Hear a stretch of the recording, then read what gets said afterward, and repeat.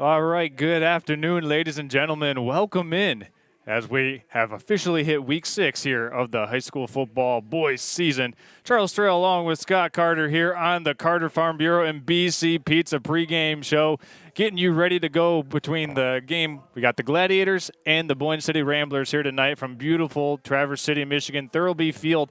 We'll be playing host to this one, a 5 o'clock matinee kickoff, Scott. Temperature out on the field level, heat index about 91 degrees right now. We're up in the booth, heat index very close, but we got some hot BC pizza as well. Yeah, you know what? It doesn't matter how hot it is outside. You get some BC pizza, you're doing all right. That's right. I mean, first of all, we want to talk about this game because Boyne City comes in with a 4-1 record, only losing to Kingsley. The Gladiators beat those Kingsley Stags last week in a thriller, 21-20, and we'll talk about that one, and then we'll get into what we're going to see here this afternoon between the Ramblers and the Gladiators on your Carter's Keys to the Game. Yeah, I kind of go through all this on the keys to the game, but I think what's crucial, now that I've gotten here, I think probably the most important thing would be hydration. Yeah. It's hot, and we're hot up here. It's hot down there. Whichever team is able to maintain a certain level of hydration, and, you know, both teams are well-disciplined teams. They've worked hard. They're in good shape. But cramps could end up being an issue. So we definitely want to make sure there's lots of Gatorade flowing. Sure. We're going to go ahead and step aside, take a quick 15-second timeout, and be back after this from the Traverse City Cherry Capital Airport, and then we'll segue that in right to Coach Scott Carter's Keys to the Games here on the Carter Farm Bureau and BC Pizza pregame show. Glads and Ramblers coming up next on Next Level Broadcasting. Stay tuned. Well, that makes time for some more people. Now's the time to fly from your Northern Michigan hometown Cherry Capital Airport. TVC. TVC Airport will get you to your dream destination anywhere in the world. Visit tvcairport.com now.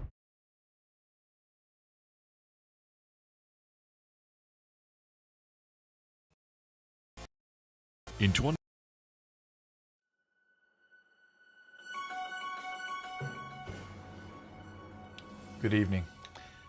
Before I get started on Coach Carter's keys to success, I just feel I've worked 2 games to be impartial. I've gotten some backlash from my family, and I did some research and found out that I don't have to pretend to be impartial. I get to be who I really am. And with that in mind, let's do it. There we go. Let's go, Glads! Coach Carter's Keys to Success is brought to you by the Carter & Associates Agency of Farm Bureau Insurance of Michigan. There we go. I feel better. Let's get to football. This week, the undefeated St. Francis Gladiators welcomes into Thurlby Field the 4-1 Boyne City Ramblers.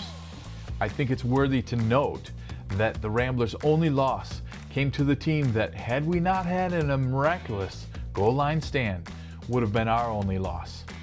Therefore, I'm expecting an epic battle. With that being said, I think it'd be safe for St. Francis to avoid transitive property of equality. You know, A plus B equals C, therefore C minus B equals A. This just because we beat Kingsley and they beat Boyne City means nothing when it comes to high school football. In that game, Boyne City turned over the ball 5 times. I expect them to play a cleaner game, so let's get down to the keys to success for St. Francis. Number 1, stay near Drew. Drew Neer, their quarterback, is a stud. This young man in last week's game against Grayling not only threw a pass, he ran one, he did run blocking, and all kinds of schemes. So we definitely want to make sure we're keying on Drew Neer. Number 2, Stotnick and Hewitt. If we're focused on Drew Neer, that could potentially open up Stotnick and Hewitt, and they are also very capable of scoring as they did last week.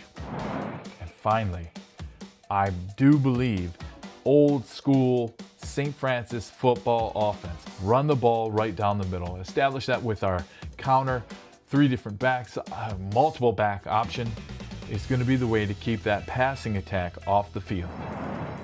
So there it is. Go out, play a clean game, honor your school, and Tear 'em up. Let's go Glads. This was brought to you by Carter and Associates Agency, Farm Bureau Insurance of Michigan.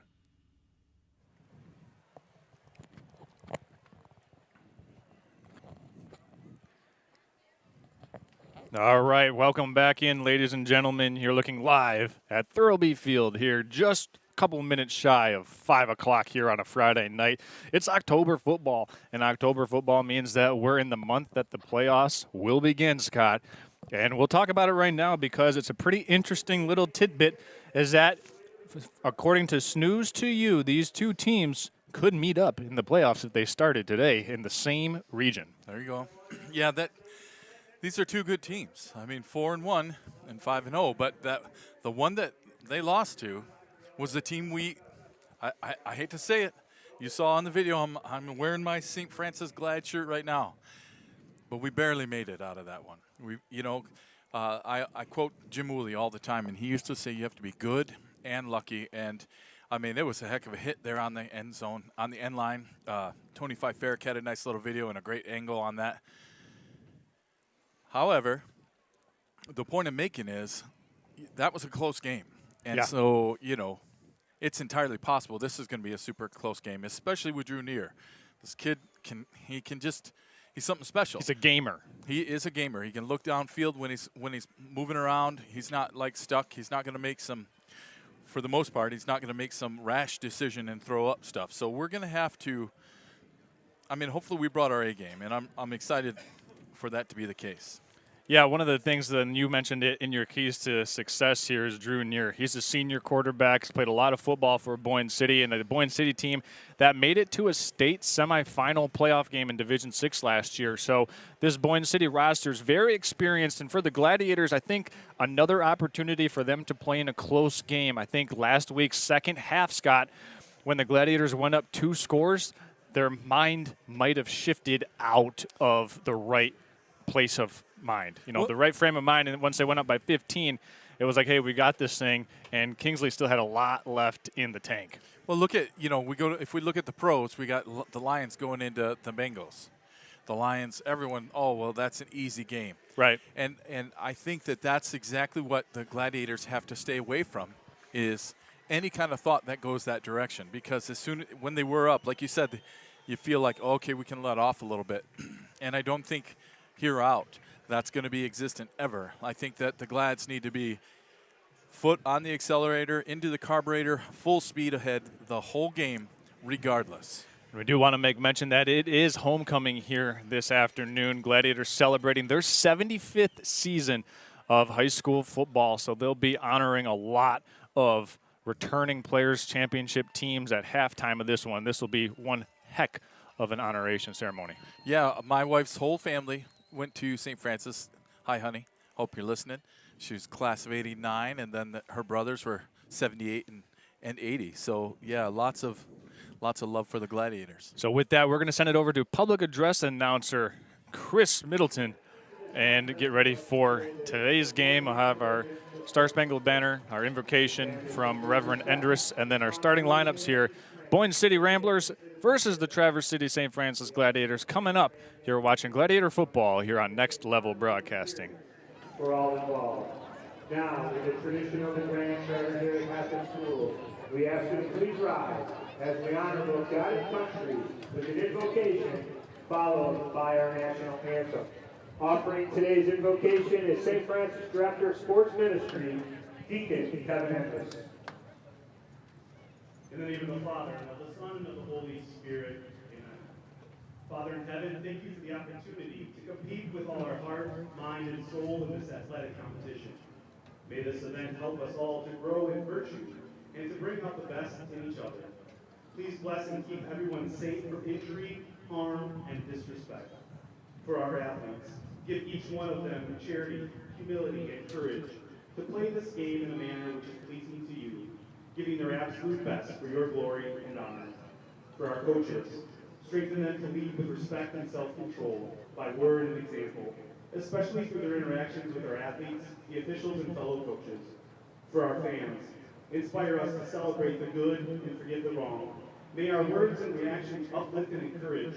May we be in control of our emotions and not our emotions in control of us. And for our officials, help them to direct this game with justice, honesty, and patience. Through the intercession of Saint Sebastian, patron saint of Athens, may our efforts bring all gathered here closer to our Lord and prepare us for our eternal destiny in heaven. We ask this in Jesus' name. Amen. In the name of the Father, and the Son, and the Holy Spirit. Amen. St. Francis! The privilege of this event was made possible by those who have fought for the freedoms we enjoy. Let us honor and respect their efforts and our country, as we invite you to proudly sing along to the playing of our national anthem.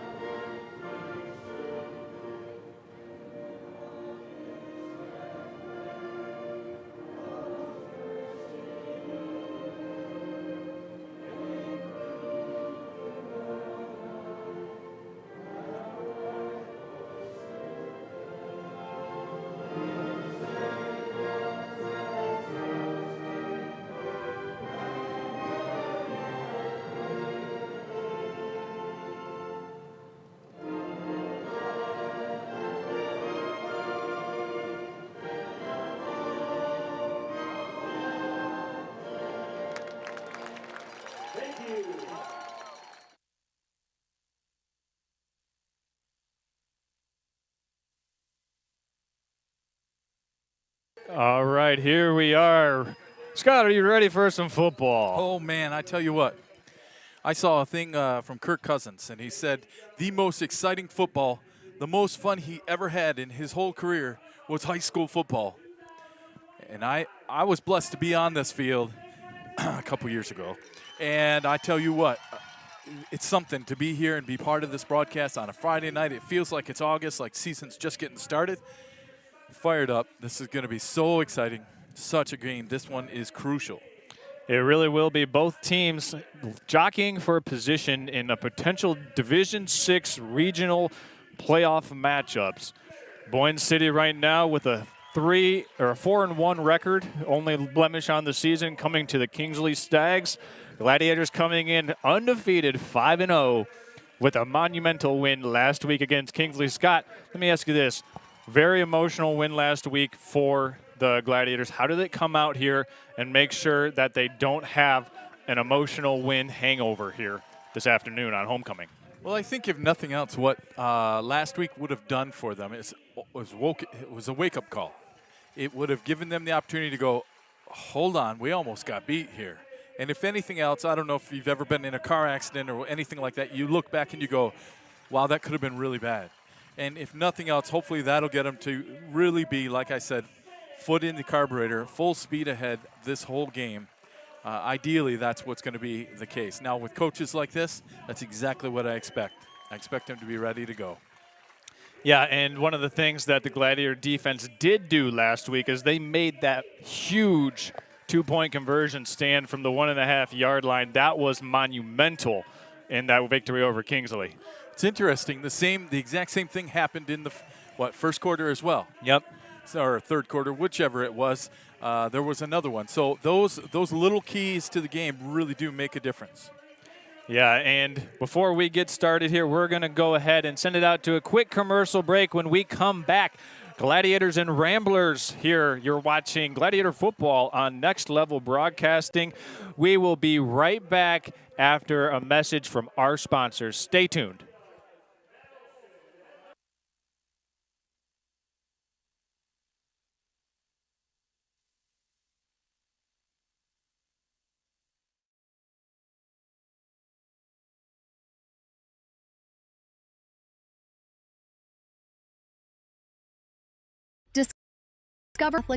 We make banking secure and convenient with biometric logins and remote deposit capture.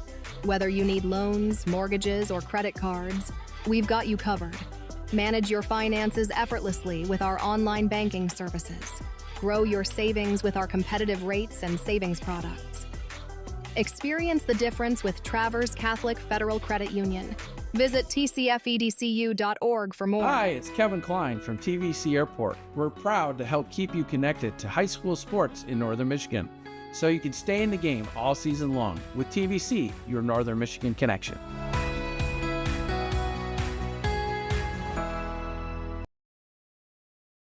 Broadcast.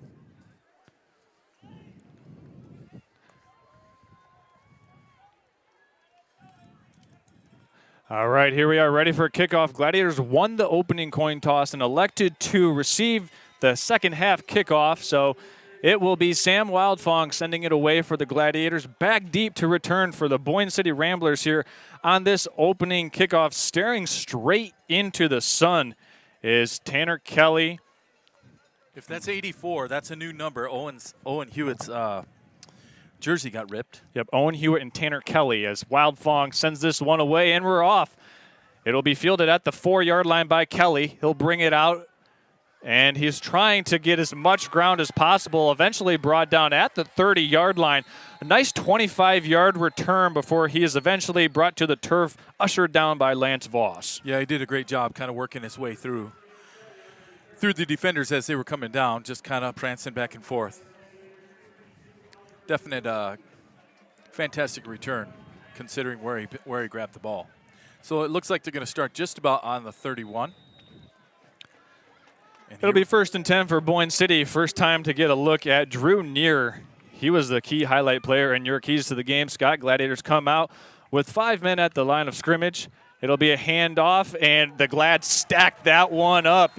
It was Hewitt on the carry, and the Gladiators were there and ready for that one. First Gladiator in there on the stop, Jacob Kraska. Yeah, absolutely. You got Kraska and Bellinger. They're all breaking through that line. You know, that's ideal. We see more of that. That will be great for the Gladiators. They definitely won the battle at the line. When you can have a run and your safeties just get to hang out and watch, that's fantastic. Here's 2nd down and 12 for Neer and company. After that tackle for loss by Kraska on 1st down. Looking to throw. A lot of time. He's going to put this one deep down the field and unable to hit his intended target there. He did have a step, and it was Ben Stanek. And Stanek wasn't able to run under that ball. Neer tried to put some air under, but just out past the outstretched arm of Stanek. I'm far more concerned with the fact that he was there by himself.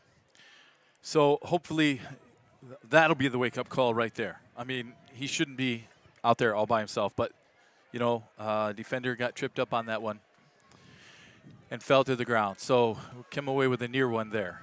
Here's 3rd down and 12 for Boyne City. Gladiators showing a little pressure. They're going to pitch this one out in the flat to Kelly. Kelly trying to get a block, but tracked down by Daziak. And a wonderful play there by Daziak. The 2nd tackle for loss on that 3-down sequence for the Gladiators. Yeah, awesome play by Cooper Sellers coming around the outside and keeping containment, so they did have to turn it back in. It scared me when the play started to form. It looked as though they were going to have enough blockers out there to go ahead and get that outside edge. They'll bring up 4th and 12. Boyne City going to send this one away to the Gladiators, a 3-and-out on their opening sequence. It'll be Jamie Joseph to send it away for Boyne. Back deep for the Gladiators, Cooper Sellers and Lisinski. This is a high kick fielded by Lisinski at his 45-yard line. And a 4-yard return will set the Gladiators up. First chance here right at midfield. I tell you what, it's a good thing we prayed to St. Francis before the game. That should have been, in my mind, to say a fair catch. Yeah. He had two defenders just bearing down on him. That worked out really well, but definitely took a year off me. So 1st and 10 for the Gladiators. Tyler Endress and company come out in a gun 2-back formation. 2 tight ends. Actually 3 tight ends. It's going to be a direct quarterback keeper. Endress into Boyne City Rambler territory. Give him roughly 4 yards on that design quarterback run. Yep, and Hiker McKinney coming on a slant, the junior from Boyne City, to make that tackle.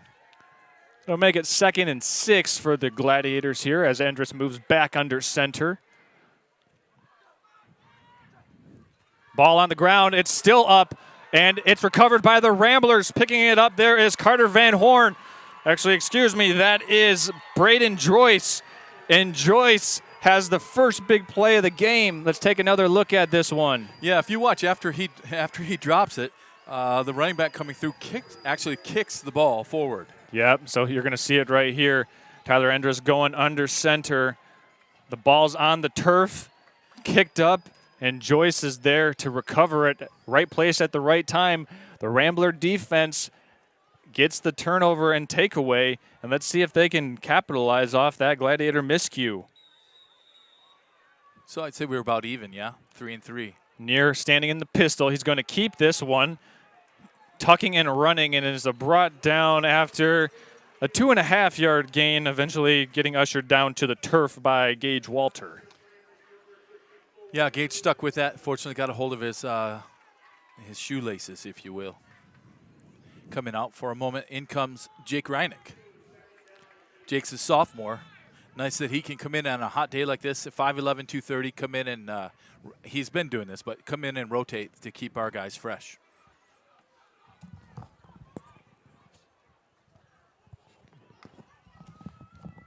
Handoff up the middle, breaking. A nice job of blocking that one up for the Ramblers as Jamie Joseph has enough for a first down. Yeah, a solid run by Joseph. Just kind of bent over and protected the ball. Plenty of room to run, so that opened up nicely for him. It'll be 1st and 10 now for the Ramblers after their first down of the game. If you're just now joining us or just now getting out of work, thanks for making us a part of your Friday evening. It's an early one, and the Ramblers are trying to make good on a Gladiator turnover here early on in this first quarter as Joseph gets it again, and he's cracked down by Bellinger, and also yeah, it looked like Bellinger on it. Yeah. We talked about that other one being for a first down. Now we're down to a real close one. I would imagine on the 30, they're going to go ahead and go for it with 4th and 1. Kind of hard to see that sign over there, the yardage and down sign. So 4th and 1, they're definitely going to go for it.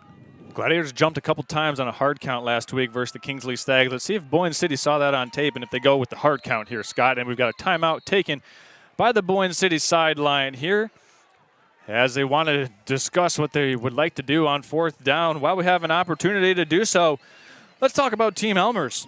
Established in 1956 and ever since, Team Elmers has been committed to building better communities one project at a time. And they're proud to be bringing you the Team Elmers Hardest Working Player of the Game tonight, an award honoring group success due to an individual sacrifice. This player embodies what it means to be a true team player.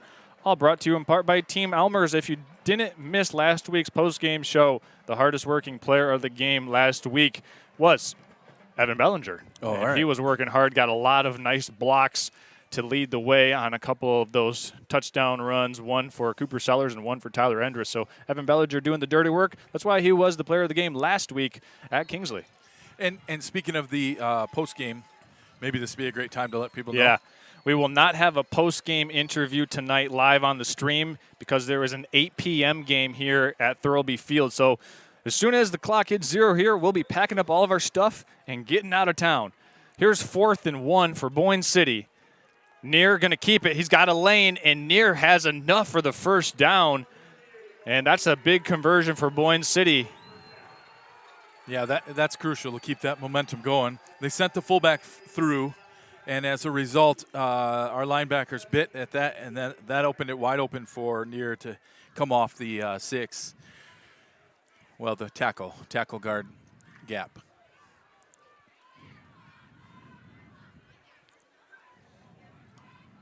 One receiver wide to the left. One at the bottom of the screen, so inside formation where the give is. Bouncing it out to the left is Kelly. Kelly down near the 21-yard line. A nice gain of 8 yards on 1st and 10 for the Ramblers, and they're starting to find their rhythm right now on the ground, Scott. Yeah, for sure. I mean, they're a good running team. which is what opens them up really well for doing the passing. So that only stands to reason. It'll be 2nd and 3 now for Boyne City. This drive began at their own 44-yard line off of a fumble recovery. As Near's going to hand this one off to Hewitt. Hewitt breaking into the secondary down at the 10-yard line. A pickup of 13 yards to Owen Hewitt. When you get to a situation like this is where the defenders have to ask themselves, okay, are we going to bend and break, or are we going to hold up here? And so it'll be interesting to see what they do at this point. 1st and goal for Boyne City. Here's a handoff to Kelly. Kelly off left tackle. Not a lot doing there. Maybe a yard and a half on the carry. So Sam Wildfong Gladiator Company able to bring down Kelly. Boyne City's first possession, Scott, was a 3-and-out where they weren't able to get much going. They had a 2 tackle for losses and an incomplete pass. But on this drive, it's just been the ground game that's been moving the pigskin for them. Well, I tell you what, I would guess if I'm playing, reverse psychology, I'm thinking they watched their game against Boyne City and said, well, we got to be ready for the pass, and now here they come with the run. Near sending Hewitt in motion. There's a quick pitch to Hewitt. Hewitt can't get the corner ushered out of bounds by Daisiak, and it was excellent pursuit by Daisiak there, coming all the way across the field to make the stop. Was that Daisiak with the wallop at the end? Not sure if it was him at the end, but he was there at the beginning. Oh, all right. Somebody came full speed to just finish that off. Hewitt isn't going to go down easy, right? So it's going to take that kind of team effort all the way through. It'll be 3rd and goal. They need the goal line here. Ball at the 11-yard line. 2 receivers to the bottom of the screen. Near rolling out to his right, looking to throw. He's got a completion, and he's got a touchdown. Touchdown, Boyne City, Jamie Kelly.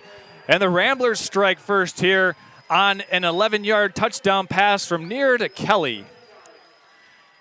Yeah, they sent out 3 receivers to the right. Near had plenty of time. No pursuit into the backfield, so he could just pick it apart, and that's exactly what he did.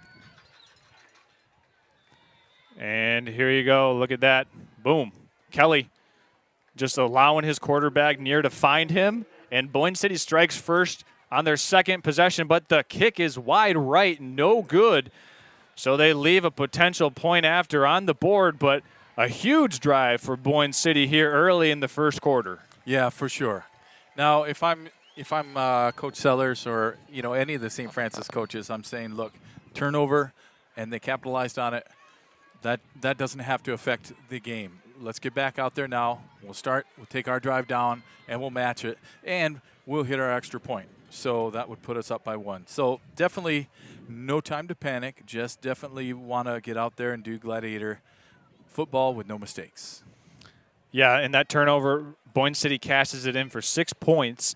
And one thing the Gladiators last week, Scott, they did not have any turnovers. They forced 1 turnover against Kingsley, and it came in the first half of the game when Kingsley offense was really starting to roll. The Gladiators stopped them. But this time the Gladiators cough it up on their opening possession of the game, just their second play from scrimmage. And they'll have to settle down and get themselves back into this game down by 6 points. I mean, it wouldn't hurt to see maybe a run back for a touchdown here. That would be okay. Yeah.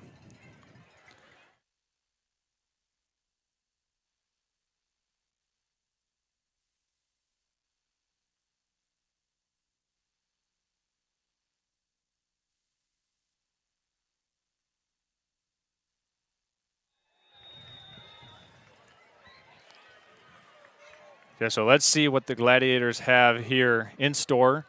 Thompson, Sellers, and Lisinski back deep. This kick is going to bounce at the 12 and go out of bounds, so an illegal procedure penalty coming up on the Ramblers. Gladiators will have good starting field position here, Scott. Maybe some homecoming jitters for the Glad offense. Let's see if they can get things rolling on this second possession. Yeah, you know, just calm down between the quarterback and his center. They always have to be on the same page.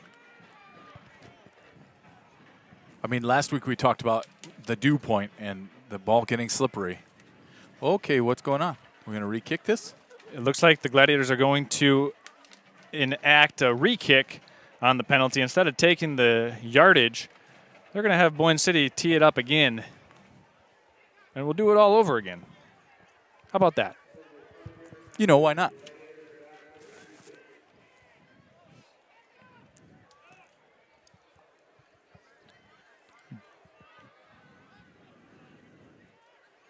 Clearly feel that there's something they know that we don't, that maybe consistency in the kick is not something that they've displayed in previous games.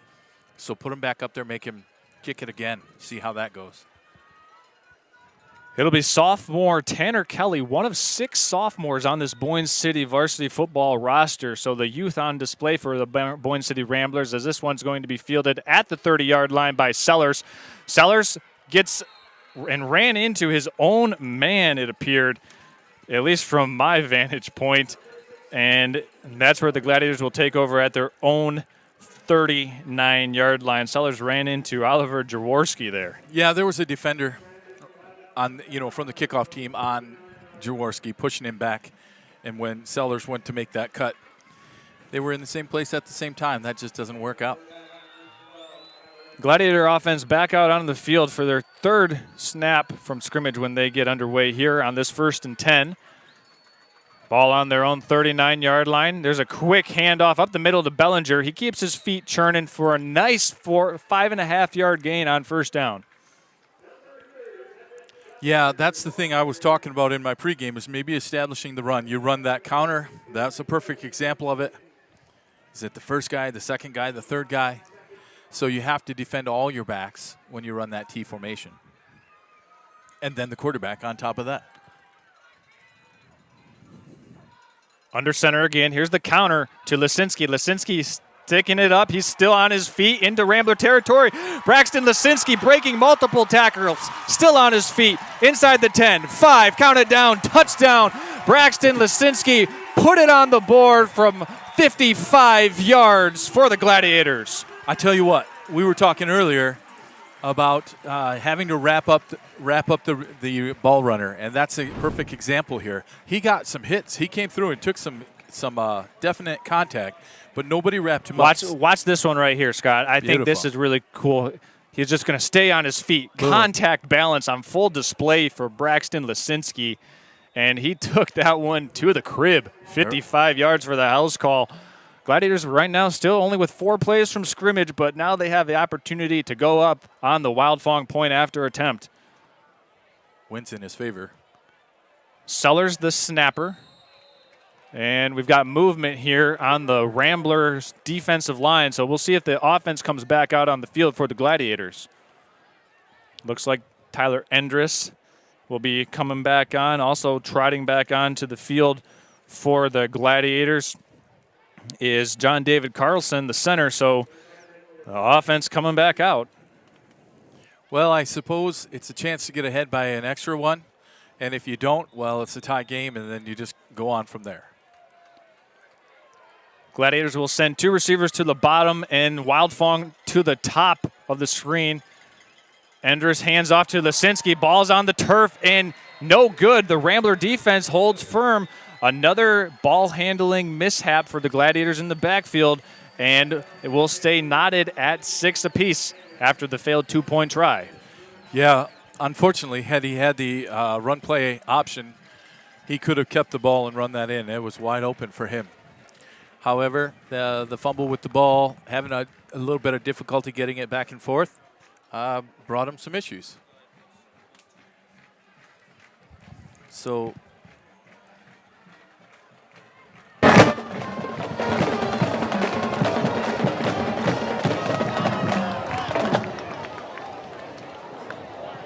all the same, we do get to hear the St. Francis Marching Band with the fight song. And so regroup, right? Here's a chance to, we've tied it up. We're back to a 0-0 game. Let's figure out what we're going to do.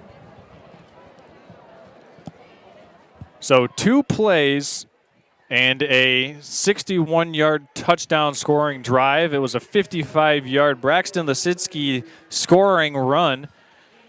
And first half touchdowns brought to you by the Traverse Catholic Federal Credit Union. Traverse Catholic Federal Credit Union is celebrating their 75th anniversary, just like Gladiator football is here on homecoming. TCFCU is your all-in-one financial service provider, helping you invest in yourself and all those around you. Federally insured and an equal housing lender. That's Traverse Catholic Federal Credit Union. Easy for you to say. It's easy for everyone to say. It's a great place. 75 years of Traverse Catholic Federal Credit Union, 75 years of Gladiator football. Glad you're here with us this year as the Glads are looking to stay unbeaten right now in an even score game with them and the Boyne City Ramblers, as this one's fielded in a nice cutback. Boyne City Ramblers with excellent starting field position after Robbie Matalski brings it out to the Rambler 48-yard line. Yeah, not very often that your kicker is the one making the tackle as well. But that's exactly what happened here. Sam kind of shanked that one a little bit right to him. Maybe it was on purpose. Hard to say. But then followed up by making the tackle. So let's see if this Gladiator run defense has things sorted out. Boyne City ran it right down the field the last time they had the pigskin. Miscommunication in the backfield, and that's going nowhere. Loss of a yard on the play. Sam Wildfong in there for the TFL. I tell you what, that served in our fortune because our defense was still scrambling as the ball was being snapped. They were making some adjustment. Somebody wasn't in the right place. But fortunately, with the other miscue on the other side, they offset, and it turns out for a loss. Ramblers break the huddle now, facing a 2nd and 12. Near directing his teammates. And that should be a false start on the Boyne City offensive line. And it is. So, yeah, you had Jamie Joseph there, the sophomore, in the back there by the quarterback. He was 3 steps. Well, nah, he wasn't 3 steps, but he definitely got a jump as well. Boyne City scored on their 2nd possession of the game, 56-yard touchdown drive. So far, points off turnovers, Boyne City 6, Gladiators 0. And turning turnovers into points is, a good way to win these road games here. And Boyne City finds themselves with the ball. Tie game because of their efficiency to turn turnovers into points. As here's a handoff up the middle. Ramblers are running as Kelly is into Gladiator territory, tackled at the 35, that is Jamie Joseph. Joseph, just a sophomore, and he found a nice crease in that Gladiator defense and exposed it. Hurry up to the ball. Yeah, for sure. 23-yard pickup on the play. Yeah, he's a beast. Near with Joseph behind him.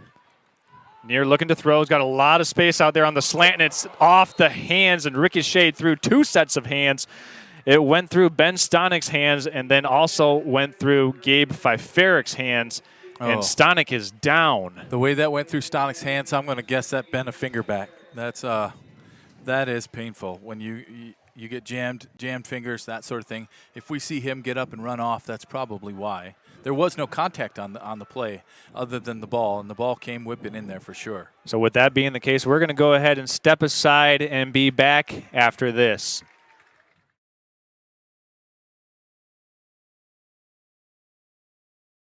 Do you like the outdoors? Do you like action, being part of a team, and big machines? At Team Elmer's, we're not just building roads and infrastructure, we're building dreams and communities. And as a 100% employee-owned company, we value every employee owner with a commitment to excellence and a culture where everything we do it with heart. Every day brings new opportunities for adventure. Apply now at teamelmers.com/careers and to be part of something extraordinary. Welcome to Culver Meadows, Traverse City's premier family-owned senior living community specializing in dementia care. Here at Culver Meadows, we cultivate the perfect environment for your loved ones. by combining our setting, scenery, and social interaction of our residents. We pride ourselves at being an extension of your own family here at Culver Meadows. Call 231-633.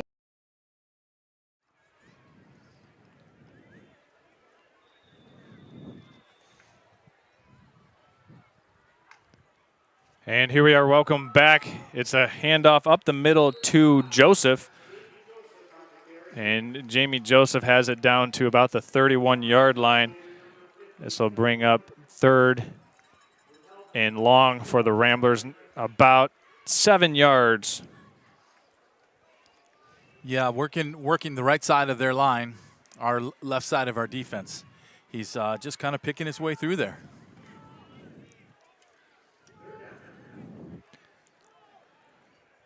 3rd and 7 for the Ramblers.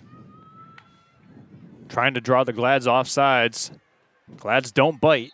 And a timeout taken by the Ramblers. This is their 2nd team timeout taken here in the first quarter. Head coach for Boyne City, Dave Suttle, maybe getting the sense that this is a very important drive, as the Gladiators have only run 4 plays from scrimmage, Scott. Right. We talked about it last week.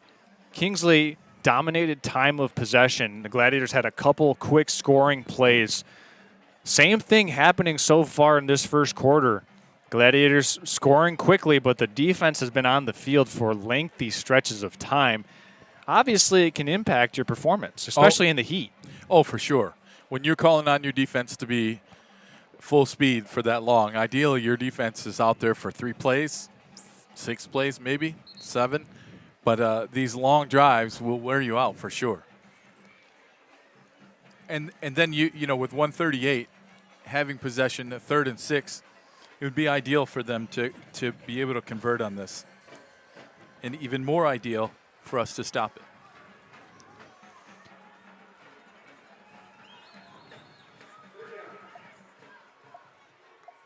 So here's a big 3rd down as Neer takes the shotgun snap, looking to throw it. He's got the corner route, and it's through the hands of Stonick. That would have had enough for a 1st down yardage had Stonick been able to squeeze it. And it was a well-thrown ball, just went right through his fingertips, Scott. Jacob Kraska on the blitz was able to lay a little licking on him to say, hello, how are you? However, we'd like to see, hopefully next time we can get that in a little quicker, because once again, that receiver was open and just dropped the ball. Boyne City lining up to go for it here. They'll send 2 receivers to the bottom of the formation, 1 to the top. Here's rolling out right, looking to throw out in the flats. There's a completion to Hewitt. He's got a 1st down, and Hewitt stays in bounds, still on his feet. Hewitt breaking tackles down the sideline, diving for the pylon, and he's down at the 1-yard line on 4th down. Boyne City dials up a play to their money man. Owen Hewitt gets 24 yards, actually 27 yards, and sets the Ramblers up 1st and goal. I imagine he's not going to want to switch back to 14. Yeah, he's looked good in 84. 84 is working pretty well for him. And Boyne City, just a quick little speed roll for Neer, found Hewitt in the flat, made about 3 tacklers whiff. Oh yeah, you can't arm tackle Hewitt. You're definitely going to want to be wrapping him up. Boyne City at the 2-yard line, handing it to Hewitt, and he's edging for the goal line, and looks like he's just a little short, where he was eventually brought down by Sam Wildfong and Oliver Jaworski. Yeah, it took a few Gladiators. There was a hit in the backfield, and then 2 to follow up. Garrett's in there.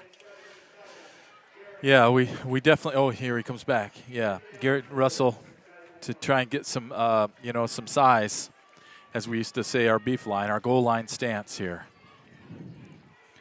Boyne City now 2nd and goal. After this critical 4th down conversion, it was a 27-yard pickup on 4th and 7. Handoff. This will be a false start on the Ramblers. Wow.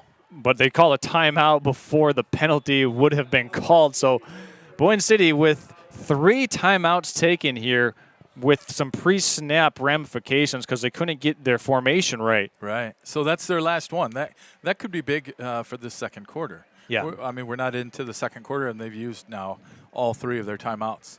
But it worked out well for them because otherwise it would have been 5 yards back. Yes. So if you're just now joining us, we want to thank you for making us a part of your matinee viewing here of Gladiator football on Next Level Broadcasting. It's week 6 of the high school football season, and the Glads and the Ramblers are squaring off 2 Division 6 opponents with high playoff aspirations.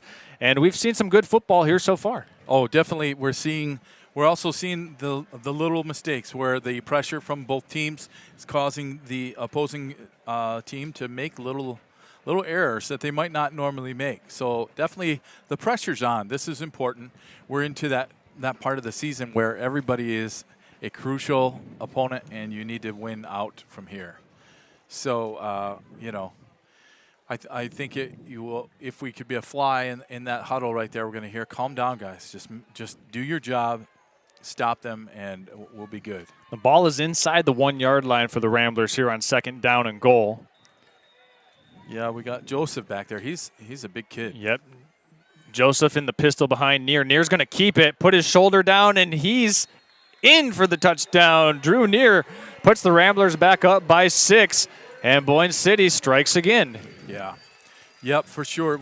I saw that one in the film against Grayling. A lot of that happens where you're keying on the fullback and then the quarterback just keeps it. We run something similar as well. Nice job by them. So the first point after attempt was wide right. It's Tanner Kelly, Drew Neer the holder, and Kelly puts this one up and through. So he's now 1 for 2 on point afters, and Boyne City goes up by 7 here with 30 seconds left to go in the first quarter. Little drive recap here. It was Jamie Joseph who had that 25-yard run that got the Ramblers into Gladiator territory, and then on 4th and 7, Owen Hewitt just got out into the flats. They got a nice completion from Neer, and Hewitt made multiple tacklers whiff, and he took the Ramblers all the way down to the 1-yard line where Neer paid it off on 2nd down. Yeah, there were some, Barry Sanders type moves. He juked to the right, he juked to the left, and back to the right, and Gladiators flying everywhere. So need to get some Gladiators on his shoes. Yep. Wrapping him up, tripping him up, whatever it takes. Before this next Gladiator possession, we want to tell you about Culver Meadows.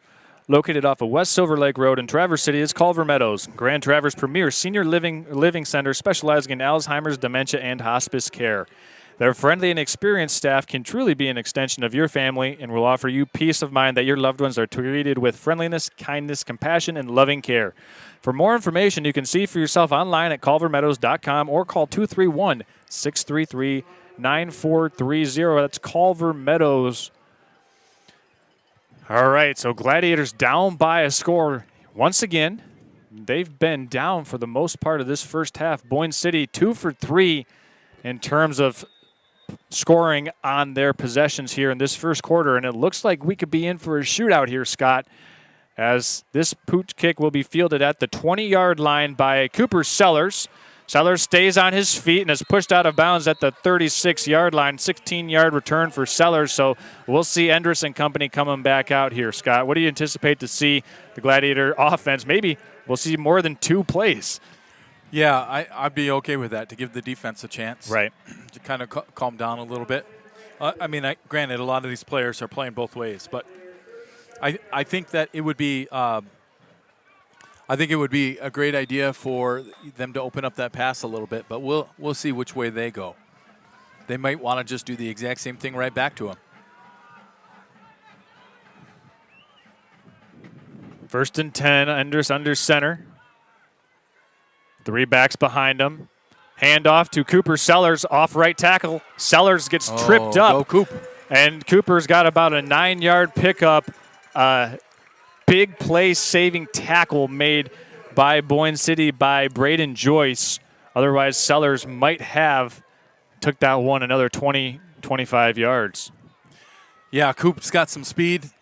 They're just trying to mix things up a little bit, send him around the outside. 2nd man through. Clock stops here as Sellers was tackled out of bounds. Empty set now for Tyler Endress. Boyne City is going to rush 4 defensive linemen. Endress rolling out to his left. Deep shot down the field, intended for Jeter. Incomplete. And Alex Jeter was covered by Ben Stonick here on the near side sideline. Gladiators taking a shot on 2nd and short, but to no avail. Yeah, they were playing hands games all the way down the field, and yeah, that slowed him down just enough to not get underneath that. And of course, Enders had to get rid of it quickly. Had a defender right in his face. Back to the full house set here on 3rd and short. Quick handoff to Evan Bellinger. He's still on his feet, and he's into Rambler territory, tracked down at the 44-yard line. A pickup of 9 yards, and that will likely be the last play of this first quarter. Let's see if the Gladiators want to run one more. And it looks like they'll take it to the second quarter.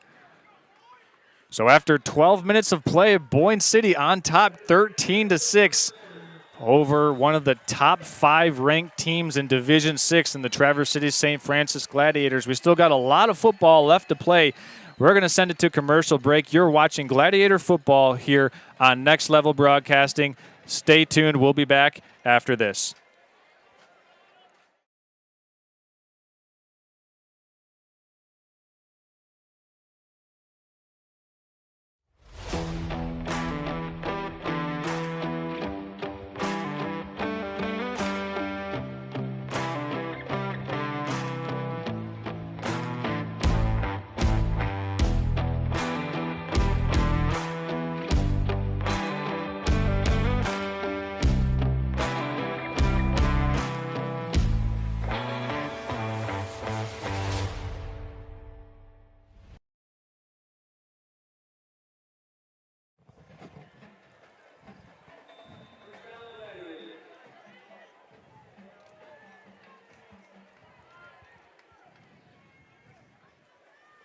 Here's a first down handoff to Braxton Lisinski, and he's brought down.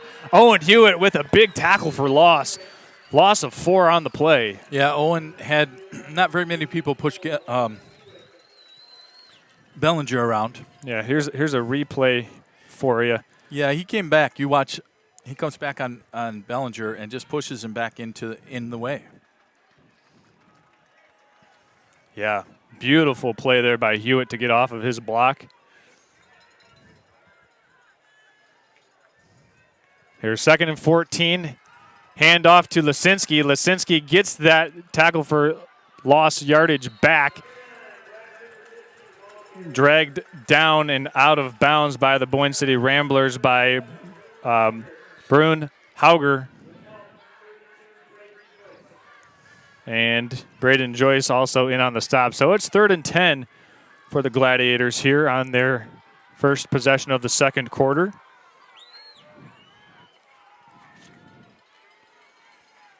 Anderson the gun. Bellinger to his right. Good blocking. This ball is floated down the sideline for Lisinski, and it's broken up. Nice play on the sideline by Carter Van Horn. Lisinski had it in his hands, but just couldn't squeeze it. Looked as though that was intended to be a back shoulder fade, and the ball just hung up in the air. Nonetheless, Lisinski still had a shot at it, Scott. Yeah, it was a great play by the defender because it looked like he thought, well, the defender's in great position. I'll pull it back, so Lisinski comes back to the ball. However, the defender, he picked that up and was in the right position. So it's 4th and 10 from the Boyne City 44-yard line. I'd expect a little pooch punt here, Scott. Gun 2 back for Tyler. He's going to drop back and just give a left-footed boot. See if we can get this one to lay up like last time. It's going to bounce and check up and roll back toward the 27-yard line where it's eventually fielded there. And that's where the Ramblers will take over on their 4th possession of the game, up by 7 already.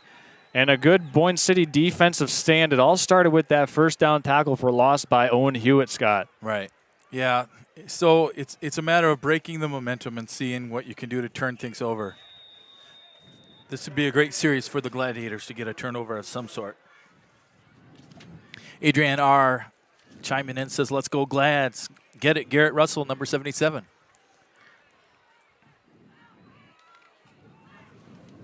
Thanks for tuning in. Boyne City up by one score. Near and company back out on the field as they're going to hand this one off.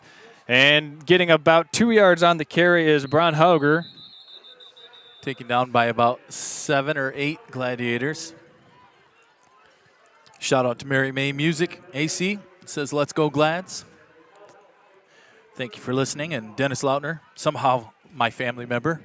I'm related to all the Lautners, I don't know. But he says, anybody from the class of 64? I'm sure there is, Dennis. There's quite a few people here. So this is 2nd and 7 now for Boyne City. Their 4th possession of the game.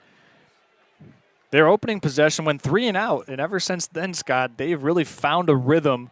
And it all started when they recovered that Gladiator fumble. Oh. As there's a miscommunication in the backfield. Nears brought down for a tackle for loss. Coming all the way in from the far side of the field to make the tackle is Oliver Jaworski. Almost as though you jinxed him on that one.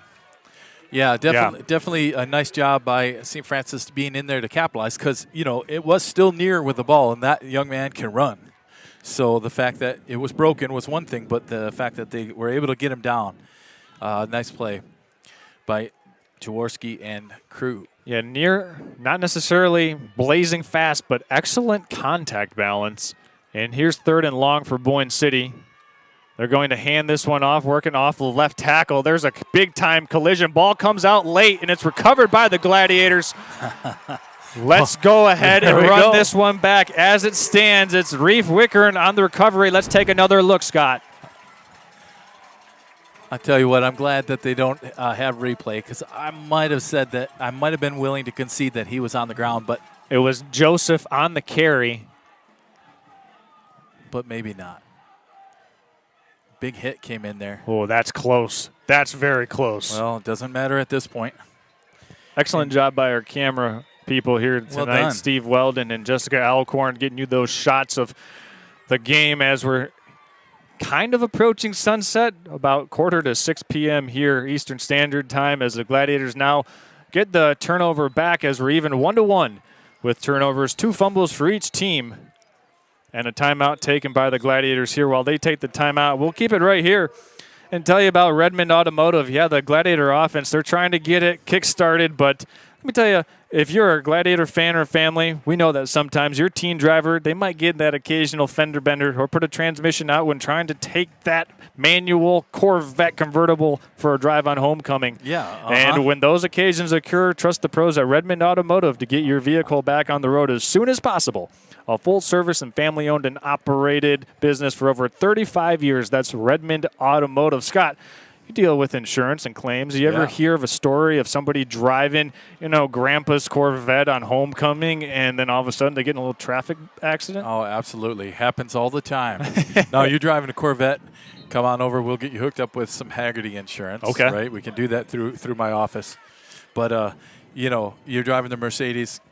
Stop in. We'll get you the right coverage. We actually do quite well with kids, but especially for homecoming. I mean, yeah. You got your suit, you got your tie on, and then boom. I get that. Fender bender in traffic. Here's 1st and 10 from the Rambler 33 after the sudden change turnover. Bellinger's going to keep it on the ground. He's out to the 30-yard line. A late penalty marker comes in from the umpire late, Scott. Yeah, I could have seen, holding. Had it come in sooner, so I'm a little confused what the deal was with that. Maybe a late hit? I guess we'll find out.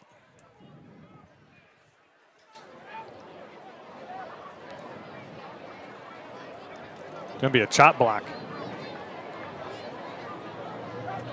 Yeah, an illegal chop block on the Gladiators. That's going to back them up and be a 15-yard penalty. Must be his mic isn't working. They normally have him mic'd up. Hold on, guys.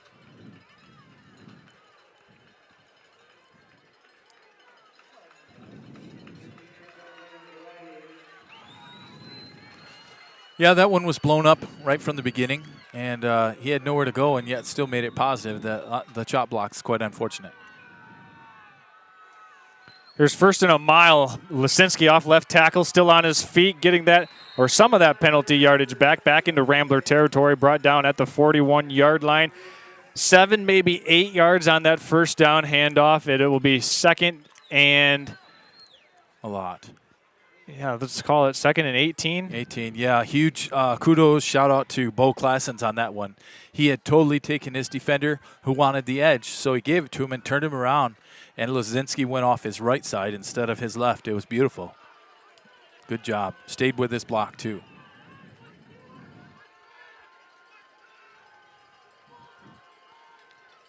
Full house formation. Endress looking to throw. He's got a man wide open on the far side, and his receiver fell down. It was Alex Jetter who was crossing the field on a deep over route, and he got tripped up by the Ramblers secondary. It was Jetter and Van Horn, and I believe pass interference here will be the call against Van Horn and the Ramblers. That hit came before the pass, so would it be pass interference or just holding? Yeah, yeah, that's the question. How do you call that? Or illegal contact? I would turn on the mic so we could listen, but he doesn't have his on. Yeah, so holding against the Ramblers. You can take your pick, holding illegal contact, but definitely not PI because it was prior to the pass. Yeah, that was almost a crossing pattern with taking the defenders and ended up with the unintentional contact.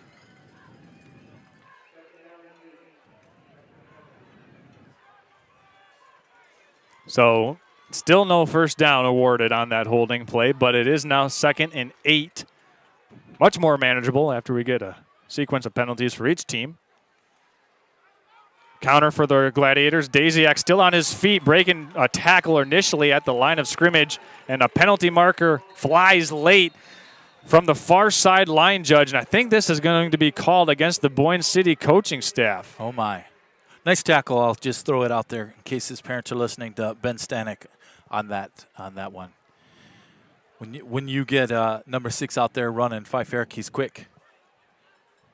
Oh, my bad. It was actually Ethan Daziak. He's also quick. He was skirting through there, and it was a nice grab by number 8, Ben Stanek.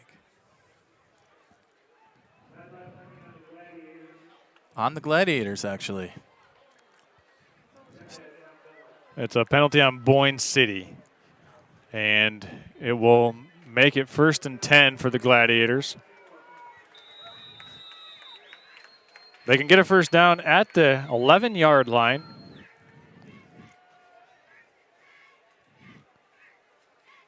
Quick little veer handoff to Lisinski, and he's tripped up by Hewitt. Boy, big old 73 LJ, they call him, back in Boyne City. Landon Johnson. He made a mess of that play. There was nothing going because he was slanting from left to right, strong right, and put him right in the way.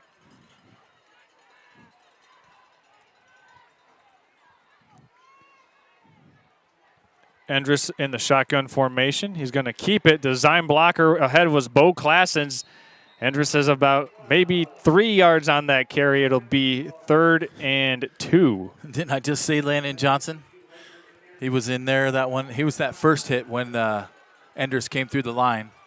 Landon Johnson, a junior, making his impact known here on this sequence of downs. Yeah, he looks like a pretty big kid. He needed some help to make to finally get Endress down, but certainly that initial contact was crucial. Gladiators back in the 3-back formation. Handoff to Daziak, and Boyne City is ready for that one. Daziak gets to the 10-yard line.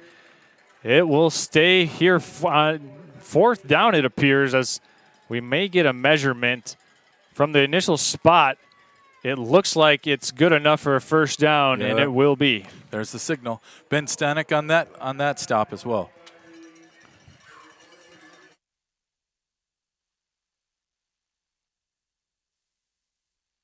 Tony. Gladiators can get the first down inside the 2. Ball's on the ground. Tyler Endress has to fall on this one. That's the second discombobulated center quarterback exchange that the Gladiators have had in this first half.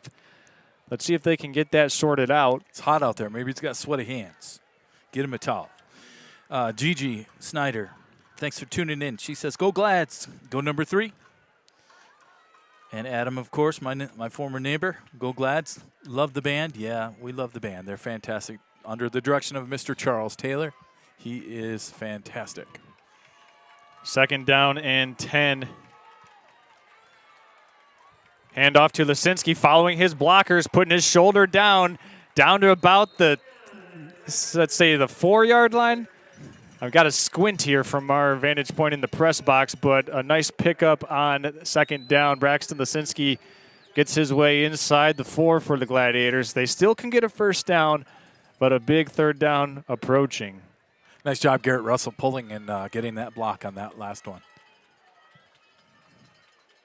There's a handoff to Cooper Sellers, and Cooper Sellers is in for the touchdown. There it is. And the Sellers in for 6 continues as a trend as Cooper Sellers working behind Gage Walter, Garrett Russell, and Sam Wildfong on the right side of the offensive line. And we're back to a 1-point game. Gladiators lining up for the point after attempt, trying to tie it up here. Yeah. I tell you what, Coop, he's in there. You've mentioned a couple times center of balance.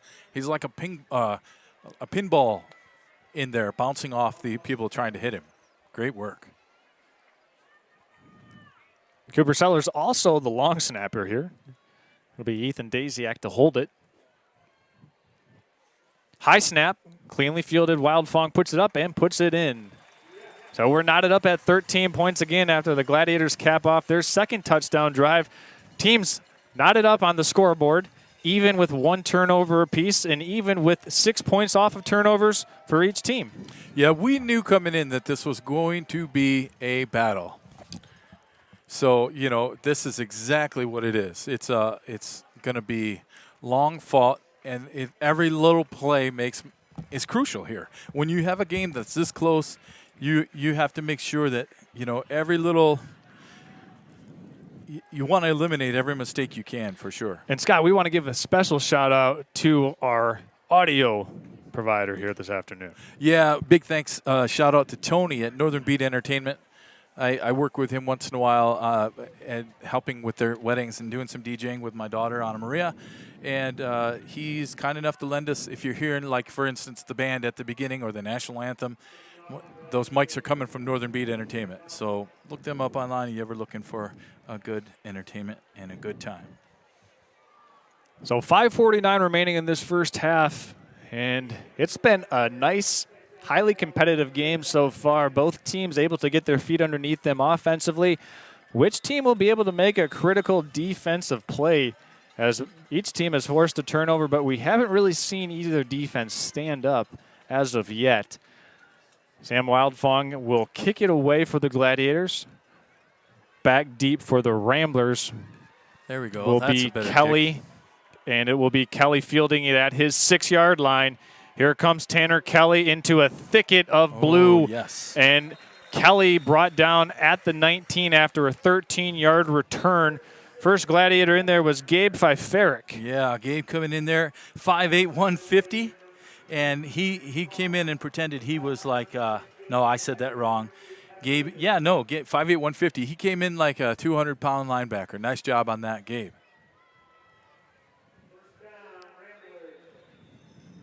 First and 10 for Boyne City from their own 19-yard line.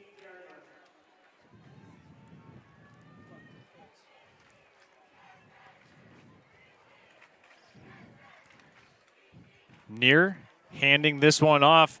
The pole man was a little delayed, but able to keep his feet and busting through is Jamie Joseph. He's out near the 27 and a gain of 9 yards on the play. I tell you what, as a sophomore, that was some disciplined running there. He had to wait for the play to kind of develop, and often you see a young running back just want to get right to the hole. He waited for it to develop, and it served him well. Nice. Yeah, he was waiting for that pulling guard to come around, and it was going nowhere, and he found a nice crease, able to cut it back, and got just enough for a first down. Ball at the 28.5. Joseph on the carry again, and he's running into a thicket out to the 30. Looks like we have some Boyne City people with the Rambler Sports Network not being here. They're Sure. Tuning in. So well, thanks for tuning in. Yeah, thank you for that, Earl. I may not repeat your little message, but thank you for tuning in. He said, go Boyne. Oh, okay. Well, hey, since we're on the topic, do want to give a shout out. My mother graduated from Boyne City High School, so member of the 1,000-point scoring club. Oh, there you go. Adrian R. says TCSF. Here's 2nd and 7. Near taking the shotgun snap. Gladiator bringing some pressure. This one's floated down the sideline. Can Hewitt make the play? He cannot. And Hewitt was wide open there. Maybe a bust in the secondary coverage for the Gladiators. And if Near puts that on him, that's a big play once again to Hewitt, but he wasn't able to sync up with the speedy receiver. Yeah, it looked like there was a blitz on there. And so that put Adam David a little bit of miscommunication between, does he have safety protecting him in the back or not? And clearly didn't. So we benefit from that just being long. Of course, the receiver looking back into the sun to try and make that very difficult catch. Here's 3rd and 8. Or 3rd and 7, excuse me. Hand off to Joseph. Joseph met right away by the Gladiators, and it was Levi Muma. I tell you what, that right there is what we need to see every play. 5 or 6 of them getting up all at the same time. Excuse me. Lance Voss, 21, not 31 on the stop. Nice job, Lance, a junior. 6 foot, 172. Had just enough lean to make that stop him right in his tracks. Well done. So as it stands, the Gladiators look like they'll be forcing the 3rd stop of this Rambler offense so far this afternoon. First one came on the very first possession for the Ramblers, and then the most recent on the recent possession. This punt is sky high. Get out of the way. And will bounce at the Gladiator 47, fielded by the Ramblers, but a short punt, and the Glads will take over at their own 46-yard line. While we have a change of offense and defense, let's tell you about Pop Excavating. Hey, Traverse City, can you dig it? Well, our friends at Pop Excavating sure can, specializing in septic system, drain fields, building foundations, land clearing, site excavating, snow plowing, and much more. For your next large-scale project, leave the digging to Pop Excavating. Visit popexcavating.com for more information on how you can start digging with Pop Excavating. Here's 1st and 10 from the 46. Hand off to Lisinski, and he's across midfield into Boyne City Rambler territory, where he is eventually brought down by Caden Schoolcraft. Big 77 for the Ramblers. I tell you what, I might be old school, but I love north-south running, especially when you have a big old Lisinski running it, right? Just get to that hole, hit it quick, and don't give the defense an opportunity to respond. And that's what they did there, and that's why that was a nice gain of 6.5. While we have the opportunity to mention, the Gladiators will receive the second half kick. Nice. Daziak in motion. He's going to get it. It's student body right. Daziak following the blockers. And ball's out. Ball's out. Daziak has it punched out. It's Rambler football. Gladiators cough it up for a second time. Boyne City forces another turnover. It was Thomas Egger who came out of there with it. Let's take another look. Thomas is a former Traverse City. Well, his family's from Traverse City. Todd Egger's his dad. The twins are in there wreaking all kinds of havoc. And Egger came up with it. I don't know if he punched it out, but you see it right there, squared out. And I think it was Hiker McKinney, 52, who I'm going to credit with the fumble or forced fumble. And Boyne City forces their second turnover. Glads cough it up once more. And now it's a sudden change. Gladiator defense back out on the field. All right, we'll pick it back up. Let's go. Near in the pistol with Joseph behind him, and this should be a false start. I'll tell you what. Scout Goldman was 54. Gage Walter was across that line fast. Shot out of a cannon, you might say. Yeah, he was looking at that ball, and when that center moved the ball, I think what caused the issue. He shot out of there. I wish that would have been a play. He probably would have had his sack on the game. Nice reaction to the ball there for sure. So right now, if you're just joining us, thanks for making us a part of your Friday mid-evening, early evening. And it'll be 1st and 15 after that procedural penalty for the Ramblers. Pistol formation for Near and Joseph. Glads rush 5. Jetter's coming in, and there's a big sack. Alex Jetter comes in from the weak side. Boyne City not able to pick up Jetter. And that's the first sack of the game. Let's take another look at that one as Jetter came in for a big-time play. Oh, yeah. He was untouched, unnoticed, full speed. Not enough time for Neer to do anything other than get hit. Here he comes from this weak side and totally unblocked. Yeah, that's like when you're trying to guess what play's coming next. Once in a while, you get super lucky on those cases. And the fact that he got in there untouched, just a beautiful thing. We've got a timeout taken here by the Gladiators. Or maybe delay of game. Yep, here it comes. Another opportunity for one of our laundry sponsors. I'm still working on that. Still working on the laundry sponsor. We've got 2 regular season games left and then hopefully it's a lengthy playoff run. So if you'd like to be the laundry sponsor, let us know. And no, my wife Johanna is listening, so you can't be you, Johanna. Okay. You do plenty of laundry and such, but no, we're looking for dry cleaners. Dry cleaner, professional laundry service. Boyne City needs to get to the Gladiator 47 for this first down. Hand off to Kelly, and he's tripped up. Oh, nice job. Nice play in the backfield by Jaworski. Oliver Jaws Jaworski gets him down. I love it. Yeah, he came through. He was low, tripped him up, and that's all we need. We just stop him from being able to get very far.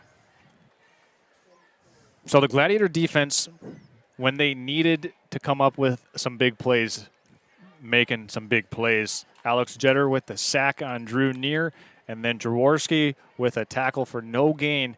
And it's 3rd and a mile right now for Boyne City. They've got to get 28 yards to move the chains.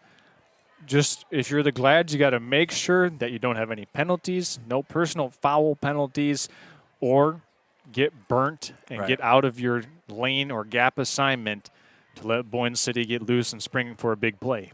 Yeah, I'd be all right with not letting anyone behind you either. You know, any receivers. You know, you'll hear me say this all season long. Defense wins games, and it's the ability to shut down. You know, you obviously got to score the points, but defense is what really makes the difference. So let's see what they do here on a 3rd and 28.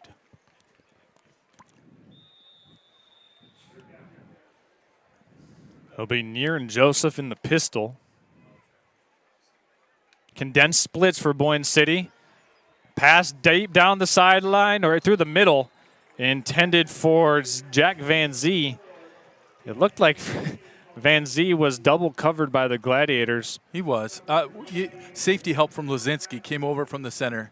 Once he saw that ball get released, he came across to help out Pfeifferich.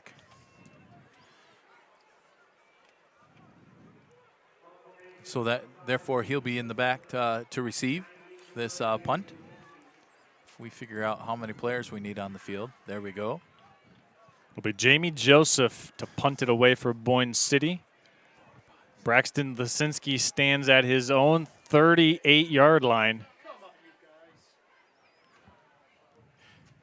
Yeah, we had 10 on the field, and Coop jumped out last second to help out. Joseph puts this one up in the air. Fair catch. Bounces at the 50. Watch out. There we go. It's going to take a Rambler bounce and be downed at the 39-yard line for the Gladiators. They'll have it there with 1:46 remaining in the first half, and they will receive the second half kickoff. So an opportunity for the double dip, Scott. Yeah, one timeout remaining? Yes. So, you know, that gives you a chance. You do have a rather large boot in Wildfong. Get down there and maybe put some points on the board. Wind blowing seems to be blowing straight across the field into our face. Want to remind everyone we'll have the Traverse City Cherry Capital Airport halftime show coming up, and a feature of the halftime performance of the Gladiator Marching Band and Homecoming Court, as Cooper Sellers is near first down yardage on that carry, marked just short. Looks like it's enough for a first down, Scott, from where it's spotted. Real close. They're not giving it, but it sure is close. See if the Gladiators opt to put one up in the air here on 2nd and short. Gun 2 back for Endress. Bellinger to his right, Sellers to his left. He's got a completion out wide to Daziak. Daziak tackled by Hewitt at the Rambler 40. It'll move the chains with a gain of 11 yards on that pitch and catch. Nice job. Nice job by him being able to reach back, jump up, and grab that behind him a little bit. Just a little flood route concept that the Gladiators executed nicely as they'll down it and clock this one with 1 minute and 8 seconds remaining in the first half. Gladiators doing their best to preserve that final timeout. Lisinski in the ball into the game for Daziak. Enders gets to play, runs it back in. He's going to be tired by the end of this day at 80-some degrees down on the field still.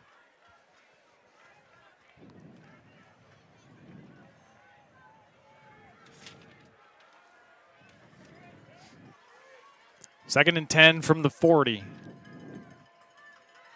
Enders back to pass. Throwing this one out in the flat, and it's incomplete. Nearest receiver was Sam Wildfong, but it was the Rambler defense sitting back in zone coverage. Owen Hewitt almost made a play on the ball. Got to be careful not to put that pass into harm's way here. Now 3rd and 10 with 1 minute and 3 seconds left to go. I would have been okay seeing him throw that one away. There was great coverage back for sure. Fortunately, didn't hurt us. 3rd down and 10 for the Gladiators. They'll put 2 receivers to the bottom of the formation and go empty.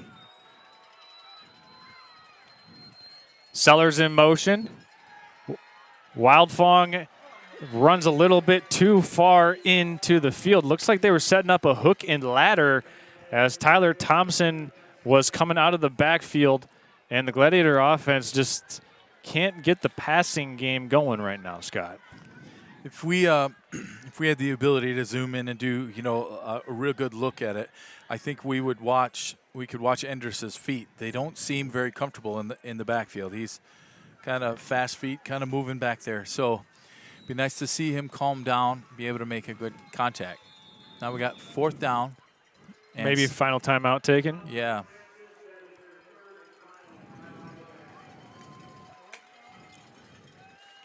So I talked about it in the pregame show, Scott. Maybe a little big emotional game carryover for the Gladiators, but also want to credit Boyne City for hanging tough and forcing 2 fumbles, and those fumbles have proved huge. Yeah. You knew Boyne City, they're scrappy. They're not going to come in here and lay down, and they have no reason to either. I mean, again, if we look at the schedules, the team that beat them almost beat us as well. So they know they deserve to be here, and they're coming in and playing scrappy ball. Some of those, the Eggers and a lot of their players being able to just kind of get in there. The Eggers, not Eggers. The Eggers, the Ben Stanek, just a lot of solid play. Hewitt is all over the place. So it's definitely going to come down to who wants this the most, and we'll see what we do here on 4th down. I would like to think that I wouldn't want to give him the ball right there, so maybe this will be a pooch. Yeah, I'd imagine this has to be a pooch punt, but Enders under center right now. Boyne City has nobody back, if it is. And the ball's snapped, and it'll be a turnover on downs. Boyne City will take over at their 41-yard line. Have no idea what happened there, Scott. It looked like the Gladiators were going for a hard count, and the ball was snapped. So a litany of miscues for the Traverse City St. Francis Gladiators, and they're leaving the door wide open for Boyne City at the end of this first half. Well, you hate to bring this up, but it is Spirit Week. It is homecoming week at school. Lots of activities, lots of things outside of your norm. It seems like there's a little less focus out here on the field, and communication between the center and Enders for sure. So perhaps that's playing into this. Near back to throw. Deep shot down the sideline, and this is just a little bit past the intended receiver who was running wide open down the sideline, Tanner Kelly. That's the second time Boyne has missed that wheel route. They connect on that just once, Scott, and we're in a different score for this game. Oh, absolutely. Boyne City has kept us in this game. Oh, yeah. I mean, just a couple miscues in the passing game for the Ramblers. Let's see if Neer and his receivers can get on the same page here. As he's got pressure, he's got a completion to Hewitt. Hewitt tackled inbounds. And a nice play by the Gladiator defense to swarm Owen Hewitt. It'll be third down now. Daziak in on that one. And Kraska. That I'm okay with. Give them all those unders you want, right? Let them take the small plays, get the tackle, so be it. It's this guy running down the sideline all by himself stuff that's putting a little fright in me. Neer looking to throw, got pressure right up the middle, throwing it deep, and it's intercepted by Lisinski. He's got it at the 27-yard line, and Braxton Lisinski makes a sure-handed catch. And right there, Scott, at the end of the second quarter, we're going to make that our That's a Pizza, That's a Great Play. That's a great play. Braxton Lisinski with the interception. 11 seconds remaining here in this first half, but nonetheless stopping this Boyne City threat at the end of the first half.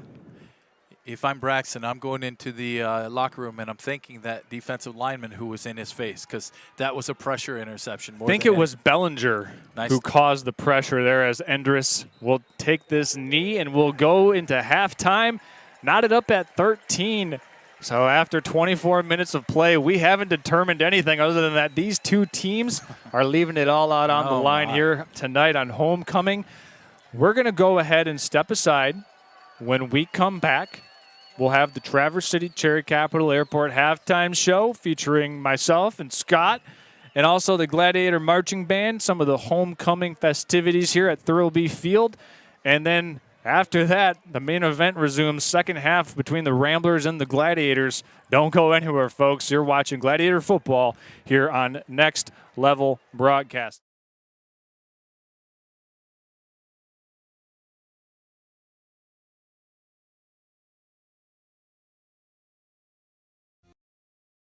I told him I was going to do it for 5 years, then get back to singing. 25 years later, I'm still here. Farm Bureau not only allows me to be part of this community, they encourage it. From teaching the choir, working the musicals, and now getting a chance to be part of this broadcast, I'm proud to support Traverse City St. Francis football. Go Glads!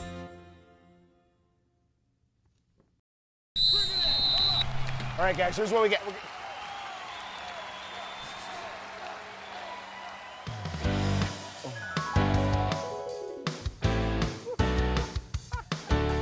BC Pizza, BC Pizza, hometown handmade gourmet. Coach, what do we do? We get BC Pizza. BC Pizza, BC Pizza. Discover Traverse Catholic Federal Credit Union in Traverse City. We make banking secure and convenient with biometric logins and remote deposit capture. Whether you need loans, mortgages, or credit cards, we've got you covered. Manage your finances effortlessly with our online banking services. Grow your savings with our competitive rates and savings products. Experience the difference with Traverse Catholic Federal Credit Union. Visit tcfedcu.org for more. Hi, it's Kevin Klein from TVC Airport. We're proud to help keep you connected to high school sports in Northern Michigan, so you can stay in the game all season long with TVC, your Northern Michigan connection.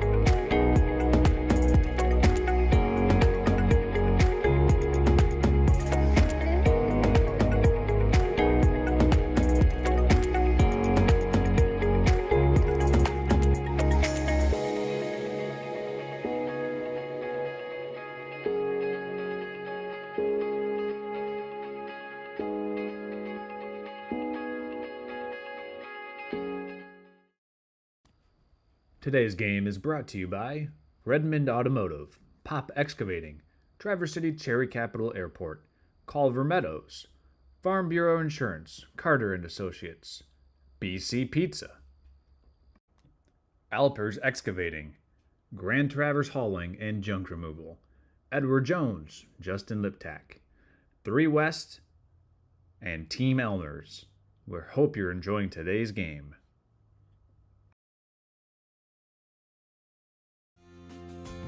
When I applied for this job, I told them I was going to do it for 5 years, then get back to singing. 25 years later, I'm still here. Farm Bureau not only allows me to be part of this community, they encourage it. From teaching the choir, working the musicals, and now getting a chance to be part of this broadcast, I'm proud to support Traverse City St. Francis football. Go Glads!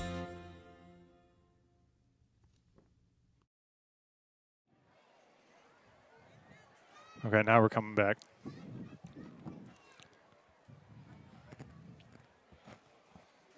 All right, welcome in to the Traverse City Cherry Capital Airport and Pop Excavating halftime show. I'm Charles Strail. With Scott Carter, we're knotted up at 13 points apiece after an exciting first half of football. As you can see over our left shoulder, we got the Gladiator Marching Band out on the field for homecoming festivities. A great performance here on tap featuring the Gladiator Marching Band. We're going to send it down to them in a little bit, but first, Scott, let's talk a little about what we saw in the first half.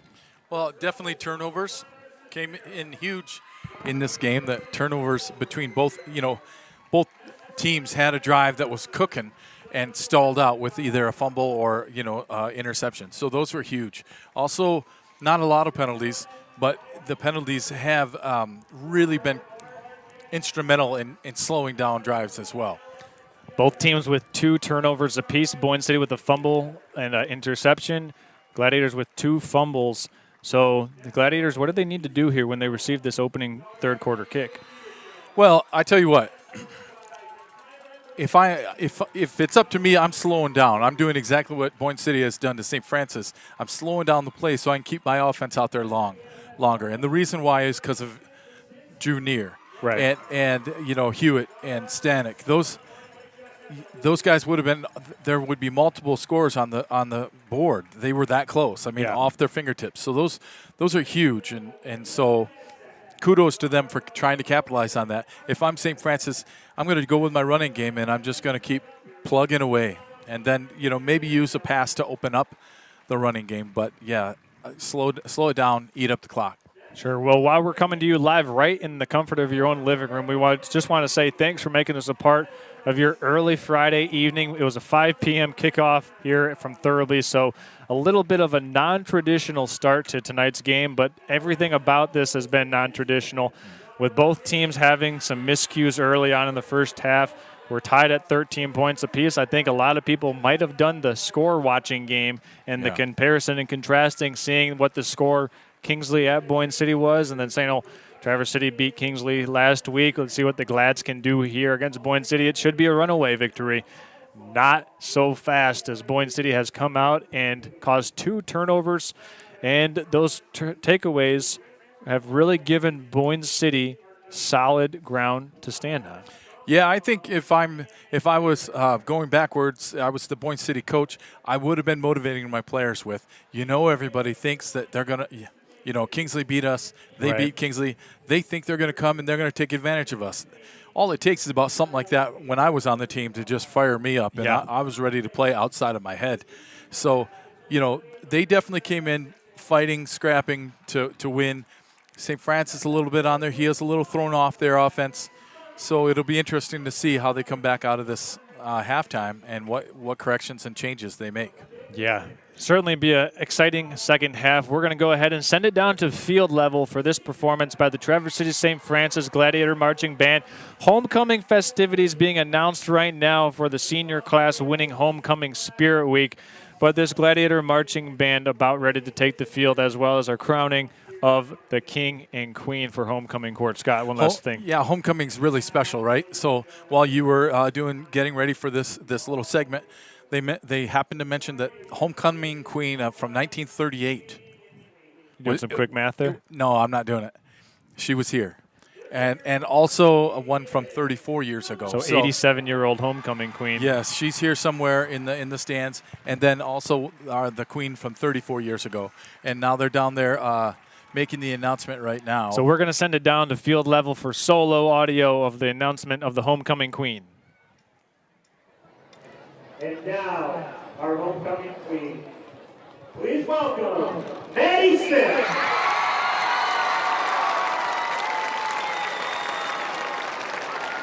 Congratulations to Bill and Maddie and to the entire homecoming choir of 2025.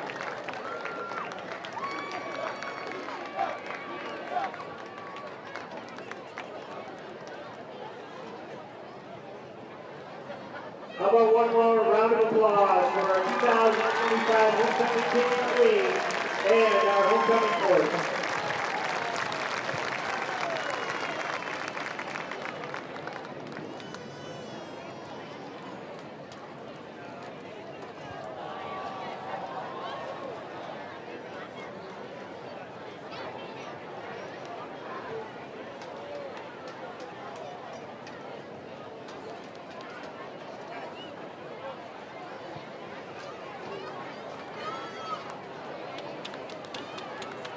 Ladies and gentlemen, welcome to the 2025 Falcon Roofing Gladiator Marching Band Halftime Show. Falcon Roofing is over your head and under control. This is the 12th year that the band is under the direction of Mr. Charles Taylor. This year's theme is a salute to Motown and features some unforgettable songs that have stood the test of time and are still popular nearly a half-century later.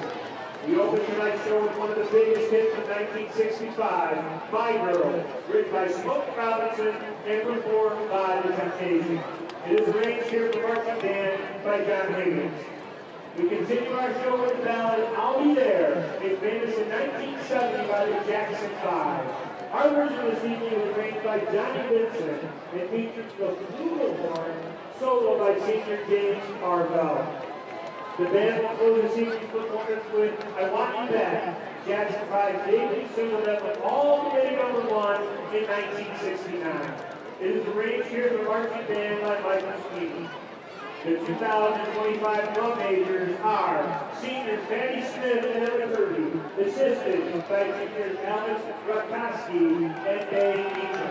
Also featuring senior color guard members Fernanda Shavira, Gabriel Sebastian, and Emma Warren. St. Francis Marching Gladiators, Thurlby Field is yours.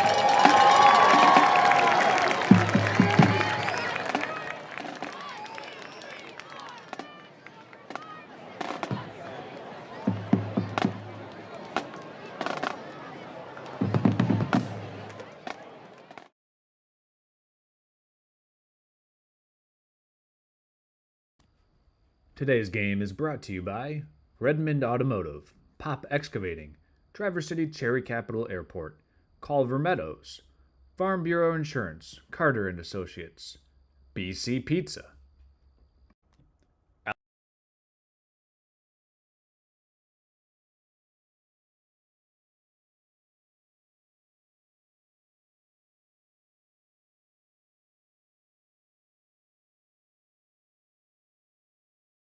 Alpers Excavating, Grand Traverse Hauling and Junk Removal, Edward Jones, Justin Liptak, 3 West, and Team Elmers. We hope you're enjoying today's game. Do you like the outdoors? Do you like action, being part of a team, and big machines? At Team Elmer's, we're not just building roads and infrastructure, we're building dreams and communities. And as a 100% employee-owned company, we value every employee owner with a commitment to excellence and a culture where everything we do it with heart. Every day brings new opportunities for adventure. Apply now at teamelmers.com/careers and to be part of something extraordinary. Welcome to Culver Meadows, Traverse City's premier family-owned senior living community specializing in dementia care. Here at Culver Meadows, we cultivate the perfect environment for your loved ones by combining our setting, scenery, and social interaction of our residents. We pride ourselves at being an extension of your own family here at Culver Meadows. Call 231-633-9430. Hi, it's Kevin Klein from TVC Airport. We're proud to help keep you connected to high school sports in Northern Michigan, so you can stay in the game all season long with TVC, your Northern Michigan connection.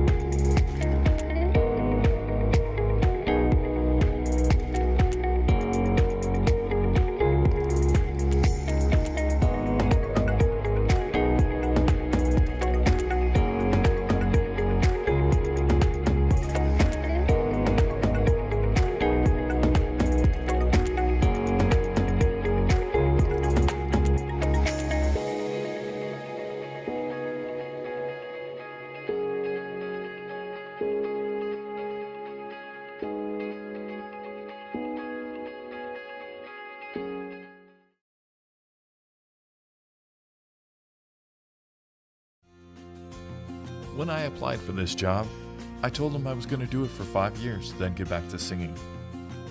25 years later, I'm still here. Farm Bureau not only allows me to be part of this community, they encourage it.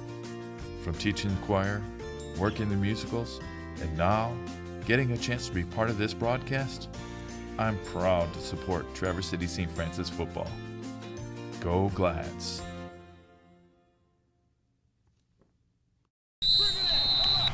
All right, guys, here's what we get.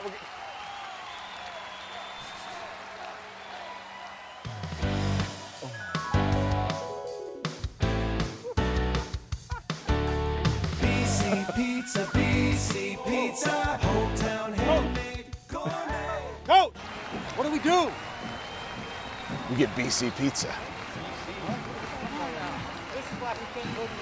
BC Pizza, BC Pizza.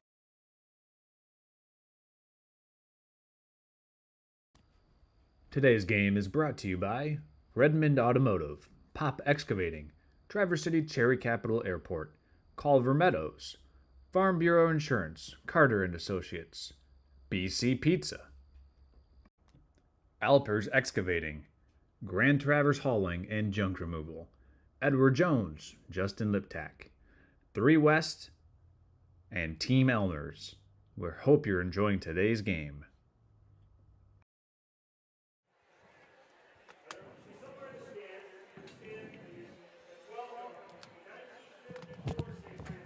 And welcome back. What a great performance by the Gladiator Marching Band. We had the crowning of the homecoming king and queen. We had our little halftime show. Scott, go ahead. Yeah, nice message coming out of Boyne City. Suzanne March, she had a great point. She says, go Boyne. But I have to add, go band. I love that the king and queen were both band members. I do too. Maddie Smith, she is just a spitfire. She was in their musical last year.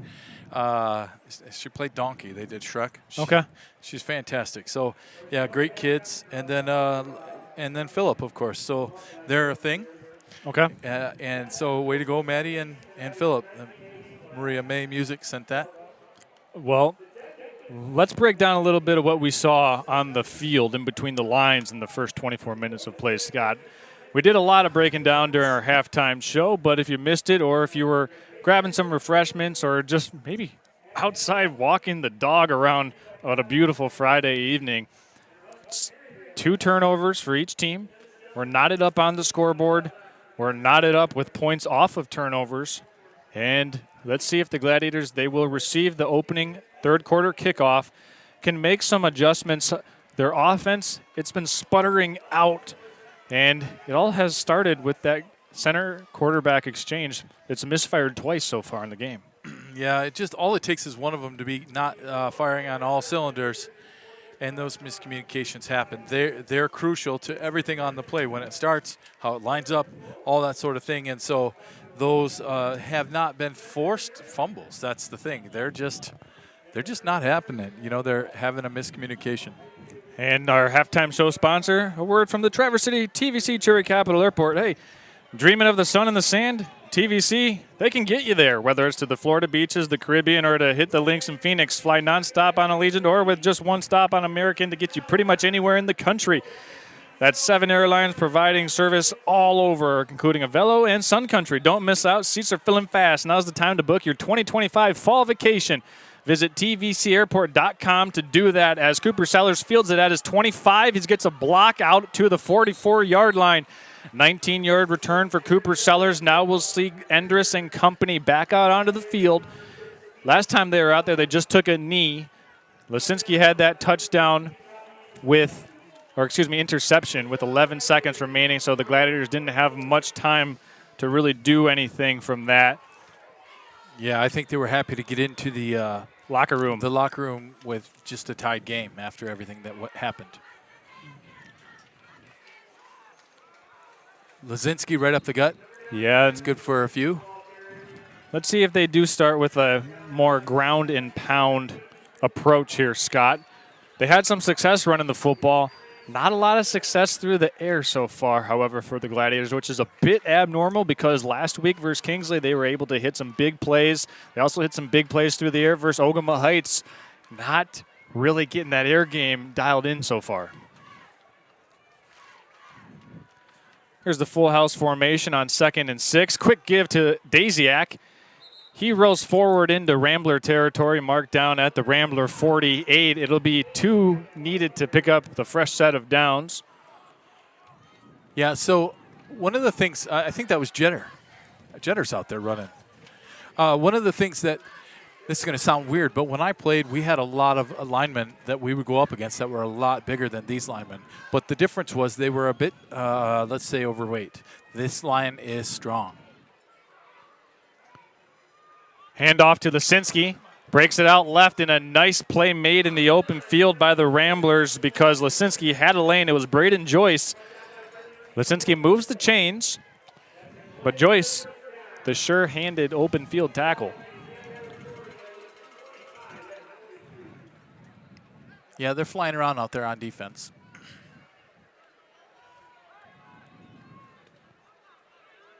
So the point I was making with these linemen, they may be, 260, not like 300s and all that sort of stuff. However, they're strong, so I would be running right behind them. 1st and 10 from the Rambler 44.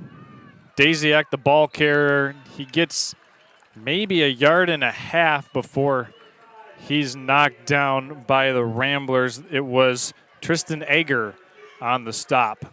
Yeah, that play right there is designed to go between the guard and tackle.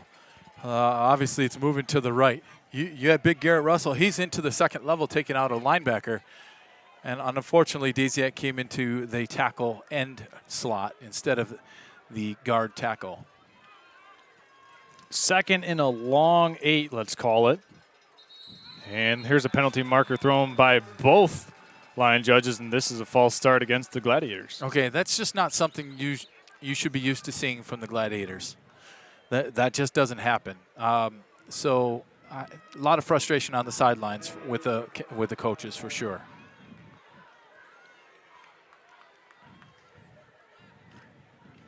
So this will push them back now to 2nd and 13. Need to get to the Rambler 34-yard line. in between hash marks. Enders under center. Quick give to Cooper Sellers. He's still on his feet, slips through a tackle, brought down at the 34-yard line. Cooper Sellers accelerates for 11.5 yards. I tell you what, Caden Schoolcraft from Boyne came. He was like 3 yards into the backfield. Cooper ran right into him, but as we mentioned earlier, he doesn't just he bounces off and keeps going. So fortunate for the Gladiators, he didn't get wrapped up, but nice play by Caden. Full field covered in darkness now as Lisinski has it, chugging along for a first down, 8-yard pickup down to the Rambler 27-yard line. Gladiators keeping it on the ground on this possession, just as you talked about what you wanted to see them do, Scott, running north and south. Well, I did coach Pop Warner once. Okay. So maybe I ought to go back into coaching. Or not. They're doing a great I think you're doing a great job here on the headset. I'm so glad to be here. Endress, quick hand to Sellers, and Sellers is brought down after a short gain by Hiker McKinney. Yep, another Ager in there. Tristan heading to the sideline. Hope he's all right. I would guess it's just a rotation of players. Yeah, that's what We've it looks got a like. Boyne City who is down on the field. That's number 12, Carter Van Horn. Staff is going to go out and take a look on Carter.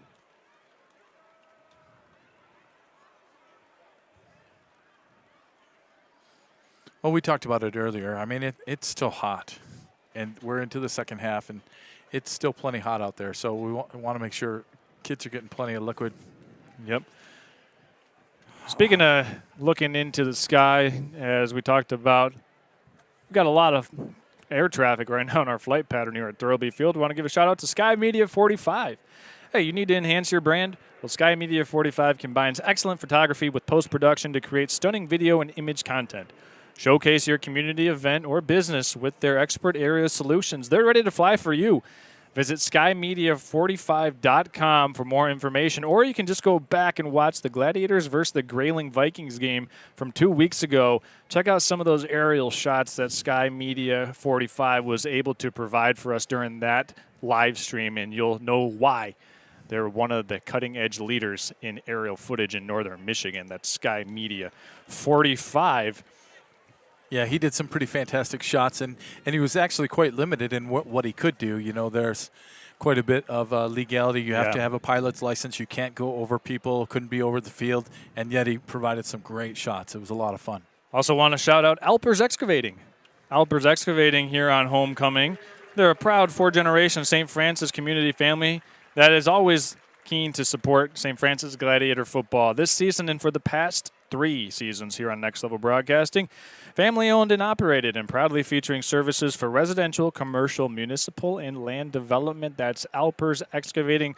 Special shout out to Alpers Excavating here on homecoming night. 4 generations of Gladiator graduates for Alpers Excavating celebrating homecoming here tonight. A lot of fans here on homecoming for the Glads, hoping that they can celebrate a win.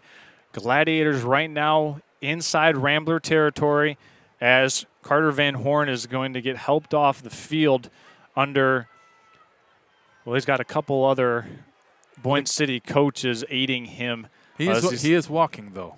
Yes. Gingerly, but, that's a good sign. He's able to at least has some mobility in those appendages. Not entirely sure what happened to Carter. Don't want to speculate, but if we see him get back up and onto the field, we'll let you know as the Gladiators back under center. Ball on the Boyne 25. Hand off to Bellinger, and Bellinger's wrapped up by Ager after about a 4-yard pickup. Looked like a Hiker McKinney. Oh, yeah, McKinney, yep. Thanks for the correction there. It seems like Ager's making so many plays that it's just the default call. There are 2 of them, so that's why. Tristan and Thomas, yeah, they're twins. I remember when they were just tots, hearing some pretty crazy stories about them climbing on stuff. They're battlers. Here's 3rd and 4. Quick handoff to Lisinski, and it's a pre-snap penalty against the Gladiators. This will be a false start. And it'll back them up 5 yards. Looks like the right side of the offensive line moved before the snap. They seem to be, they're just outside of their rhythm. Something's got them. I'm watching every play be real close. The refs could have called one or two other ones. They're just not feeling that cadence, that down, go. So I'm not really sure what's throwing that off, but it's got to be a huge frustration in the coach's box. I'm glad we're not in the same box. 3rd down and 9 now for the Gladiators. I formation. Endress looking to throw all day in the pocket, deep down the field for Daziak, and it's caught. What a play, what a grab by Ethan Daziak. Put it on the board, 32 yards. Tyler Endress to Daziak. Braden Joyce was right there for the defense. He Daziak was able to come down with it, so good for him. Here's a replay for you, Scott. Tyler Endress with all day to throw in the pocket, just going to sit back, 5-step drop, maybe 7, as he took 2 little hitch steps, put it up for grabs, and Daziak comes down with the jump ball. What a play made by Daziak. I tell you what, Isaac Tesla is a big deal with the Lions. And Daziak was going for his best Tesla right there with a one-handed grab. And that's a great play. Hey, that's a great play. Sponsored by That's a Pizza. Which is also a great pizza. Good snap, clean hold, clean kick. Wildfong skyrockets that one through. Over the swing set. You got to be careful if you're one of those 8 to 10-year-olds on the swing set over there when Sam Wildfong is booting these point-after attempts. So the Gladiators put a 32-yard touchdown pass from Tyler Endress to Daziak on their opening possession of this 3rd quarter. So maybe after the lengthy halftime, the passing attack here for Traverse City St. Francis has woken up a little bit, Scott. Yeah, I would have, okay, let's be picky. That's me. Choir director, my kids used to say, geez, really? Again, Mr. Carter? But I would have loved to seen him let go of that a little sooner. As soon as Daziak cut to the right, he was wide open.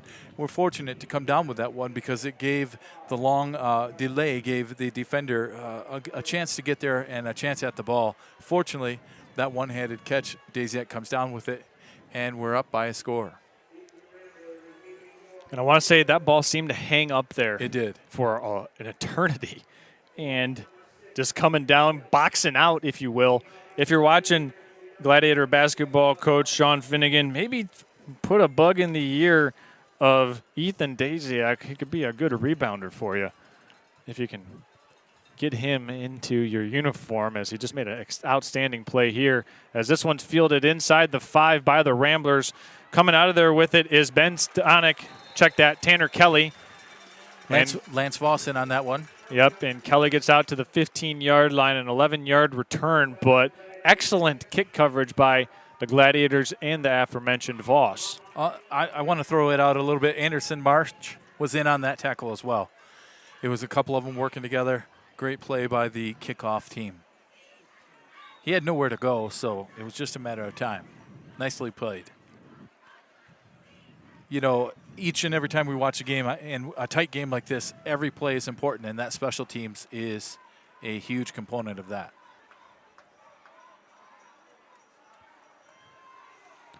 Handoff to Hewitt, and Hewitt pinballs and corkscrews around past the 20-yard line. A 6-yard pickup on 1st down for Boyne City. Huge hole. Nice job by his offensive line opening that up a bit. And then, of course, you get him open. It's dangerous.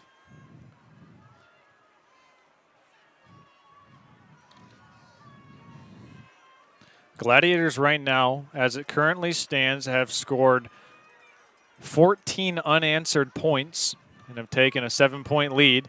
As Neer keeps this one, and he's knocked around. And the first Gladiator in there was Levi Muma.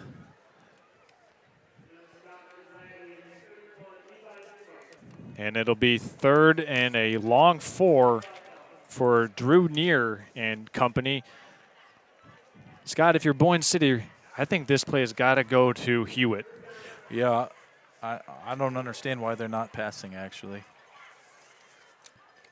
Here's this 3rd down. handoff off the left tackle for Joseph. And Jamie Joseph is very close to first down yardage. Sure looks like it. That far judge is right on the line. Depends if it's his left or right foot. And nope. Joseph has got it by a few inches. So Boyne City gets out of the depths of their own territory with this first down. I'd like to say 2 first downs, you can change field position in high school football. But Boyne City with aspirations to try and score and tie this game up once again. Near, hands off, and there's an excellent acceleration by Kelly, brought down by Sam Wildfong. And also Scout Goldman. Check that on the tackle for the Gladiators. Mason Hoschler out there on that last play just rotated out for Gabe Pfeifferich, so it must have been an equipment thing that needed to be taken care of. Good, he did a good job on that play. Pfeifferich back in on the bottom of the screen. Hand off to Hewitt. Hewitt slips through one tackle, but Goldman able to bring him down from behind. Hewitt, the elusive running back, who's not easy to tackle. No. And Goldman made a nice play. At the high school level even, you see quite a bit of diving to make the tackle. And what I'd love to see is these guys driving their legs through, wrapping them up, and driving them down. Easier said than done with Hewitt. He's a beast. It'll be 3rd down and 3 for the Ramblers. Near hands this one off to Hewitt, and Hewitt is stacked up. And he looks to have close to first down yardage. It was the second effort by Owen Hewitt that moved the chains, and Boyne City with 2 first downs here on 3rd and shorts, keeping these sticks moving. Yeah, Jack Young hit him in the backfield. Must have been a linebacker blitz. Jack was in there, hit him in the backfield, but again, you can't hit Hewitt high. He is a strong runner. Hewitt, a senior out there for sure, and yeah, you're gonna catch him in the backfield. You got to catch him, take out his legs. So Boyne City with a fresh set of downs. Ball on the 35. Hand off to Kelly, or excuse me, Joseph. And Joseph is stacked up in the backfield. Early penetration by Michael Frederick. Sam Wildfong finished him off. Bo Klassen's also in there on the tackle. Yeah, so I guess that counters what I said. If you are going to come through standing straight up, bring 5 friends with you. And that's what they did that time. And that's why they were able to stop him in the backfield. I mean, Bo at 185.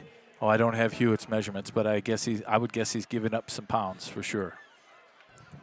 But maybe pound for pound, one of the most athletic kids on the field, Owen Hewitt, for Boyne City. Oh, yeah. Here's a pass, a slant route, caught, cutting across the field. On his feet is Jack Van Zee, eventually dragged down by Mason Holscher, but not after a nice play for the Ramblers, pushing it into Gladiator territory. Van Zee eventually tripped up at the 43-yard line. Yeah, that quick in post really had St. Francis guessing. Nice play fake in the backfield by Neer. And earlier on in the first half, Neer had a couple errant passes. That one he put right on Van Zee. As Joseph gets the handoff, he's got a lane, puts his shoulder down, and Joseph has an 8-yard run, and he's running through contact right there, Scott. Yeah, you know, your varsity team, it's not often you see a sophomore up there running, but when you're running like Joseph, it makes sense.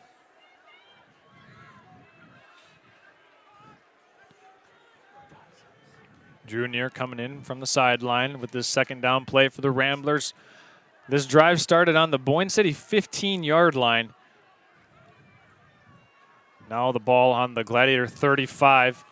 Reverse pivot handoff to Owen Hewitt. Hewitt's got a lane down the sideline. Hewitt tackled out of bounds by Adam David. Brought down at the 15. A nice pickup of 20 yards. And that sets up the Ramblers inside the red zone. Yeah, we had two of our defensive backs bite on the inside handoff. And so then when it bounced back out, they had to play catch-up, and that's why there were so many yards received on that run. I think both teams doing a good job of scouting here, noticing some areas of opportunity for them to take advantage of offensively as Boyne City hands this one off to Joseph, and he's tackled after a hurdling attempt, maybe a yard on the play. Looks like Bellinger. Classens. Wildfong. I mean, take your pick, as Joseph had to jump through that muddle of people. Yeah, that's where that line play, getting and making a pile, not getting blocked out of there. He had to try and jump over it. Approaching the 2-minute mark in this third quarter. Near looking to throw, post route, intercepted by Cooper Sellers. Sitting in the zone coverage, Cooper Sellers picks off near second interception of the game.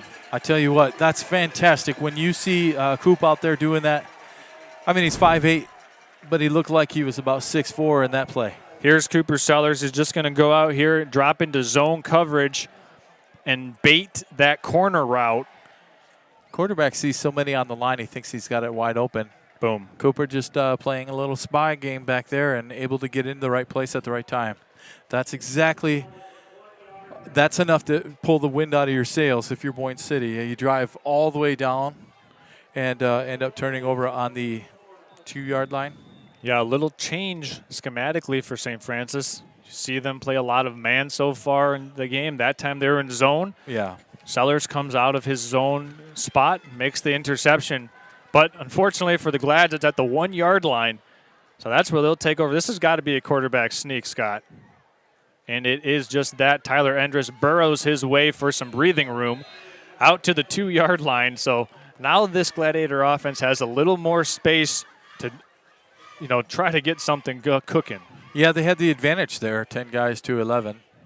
Boyne City player coming out last second. Didn't necessarily help us too much, a couple yards. 2013 with 1:29 left in the third quarter. They definitely want to capitalize on this.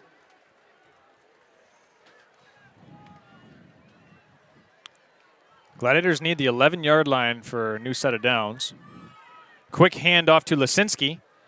He keeps his legs churning, and he's out near the 6. Actually spotted at the 7. So this will be a 3rd and 4 for the Gladiator offense. This would be a huge first down if they're able to pick it up, because right now punting, Sam Wildfong would be right near the back of the goal line. Just brought in Cooper Sellers. Or the end zone, excuse me. A lot of times you see the end around type play with Coop in there. I'm running right behind Garrett Russell. Just run it, dive it right down the middle. But we'll see what they come through. When you got Bellinger in there, he can carry people. We just need 4 yards. Gladiators come out with 2 tight ends. Anderson, the gun 2-back formation. It's a design quarterback keeper, and he's tripped up in the backfield. Owen Hewitt making a shoestring tackle, and the Gladiators will send out the punt unit. Yeah, left, right, east, west running, which is hard to say on Thurby Field because that's actually north-south running. You'll have to see what I mean because the field runs from east to west. But the point I'm making is that gave one of the defensive linemen from Boyne City the opportunity to shade to the right, trip him up. So that will be the end of the third quarter of play. Only 7 points scored in that frame. The Gladiators put a touchdown and a point after on the board. We're going to go ahead and send it to the fourth quarter. You're watching Gladiator football here on Next Level Broadcasting. Fourth quarter coming up after this.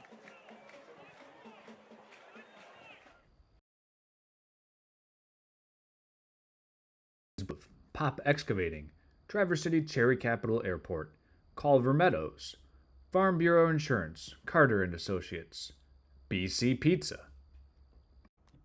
Alpers Excavating, Grand Traverse Hauling and Junk Removal, Edward Jones, Justin Liptak, 3 West, and Team Elmers. We hope you're enjoying today's game. Discover Traverse Catholic Federal Credit Union in Traverse City. We make banking secure and convenient with biometric logins and remote deposit capture. Whether you need loans, mortgages, or credit cards, we've got you covered. Manage your finances effortlessly with our online banking services. Grow your savings with our competitive rates and savings products. Experience the difference with Traverse Catholic Federal Credit Union. Visit tcfedcu.org for more.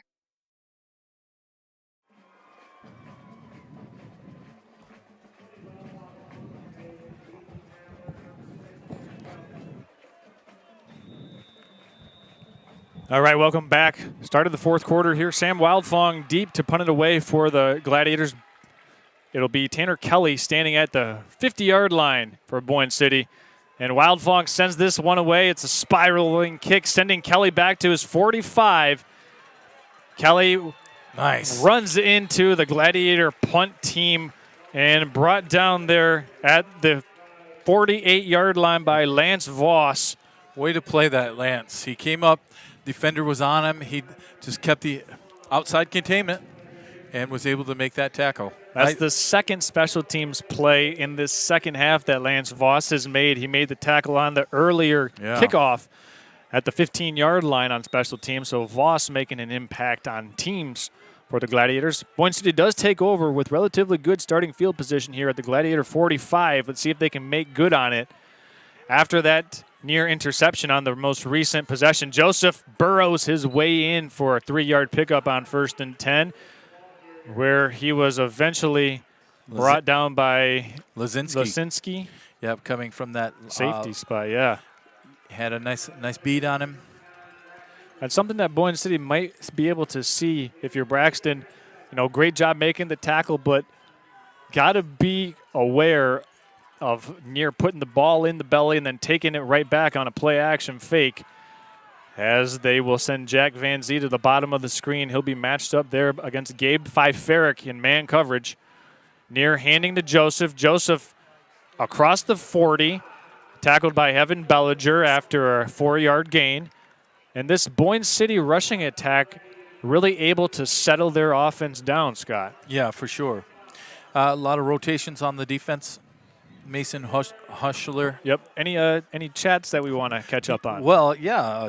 Tanner Kenny's reaching out saying that's a great play. He liked that. And then he said, hearing a lot of mention of your singing career. I don't remember us talking about that, but yeah, you won't hear me singing the fight song. Maybe not on purpose. But thank you. Hand off to Hewitt, actually near on the keeper, brought down by Bellinger. Near decided to keep it himself. And he's tackled short of the line to gain. It'll be 4th and 2. Saw that a few times against Grayling last week, successfully, especially with Hewitt as a lead blocker. That opens it up. It's very similar to what Endress will do when he follows the leading blocker. Boyne City has converted all of their 4th downs here in tonight's game. The last one they converted was a 27-yard catch by Owen Hewitt. Let's see what they opt to dial up here on this 4th and 2. Glads beware of the quick snap. It is running it and coming in from his safety position is Lasinski to stop the Ramblers short. Wow, shot out of a cannon was Braxton Lasinski. Let's take another look at this one. What you see is him able to avoid any kind of blocker whatsoever and just get low.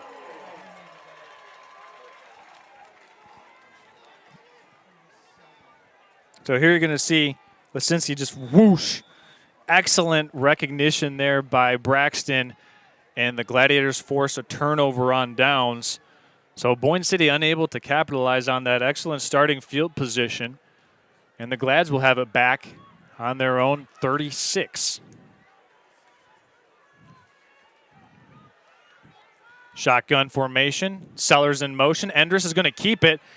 He is going to get tripped up by, I believe, his left guard. And if that doesn't happen, I think Tyler's got a lot more room to gain some yards, but as it stands, a nice pickup of 5 yards on 1st and 10. Yeah. Interesting question from Michael K. writes in, why don't teams in Northern Michigan go for field goal or extra points? I don't get it. Well, I would say there's a couple reasons. One would be a lot of teams can't afford to have a kicker that's all they do. And the other would be often it's inclement weather up in Northern Michigan. Definitely Sam Wildfong has gone for some. I think everything here tonight's been an extra point attempt. Yeah. Endress keeping it himself with 2 lead blockers, puts his shoulder down. He's near first down yardage. It'll be 3rd and short for the Gladiators after back-to-back quarterback runs.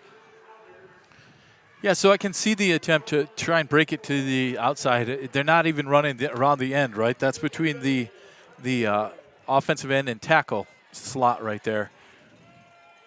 But I would, once again, would love to see them just right up the gut.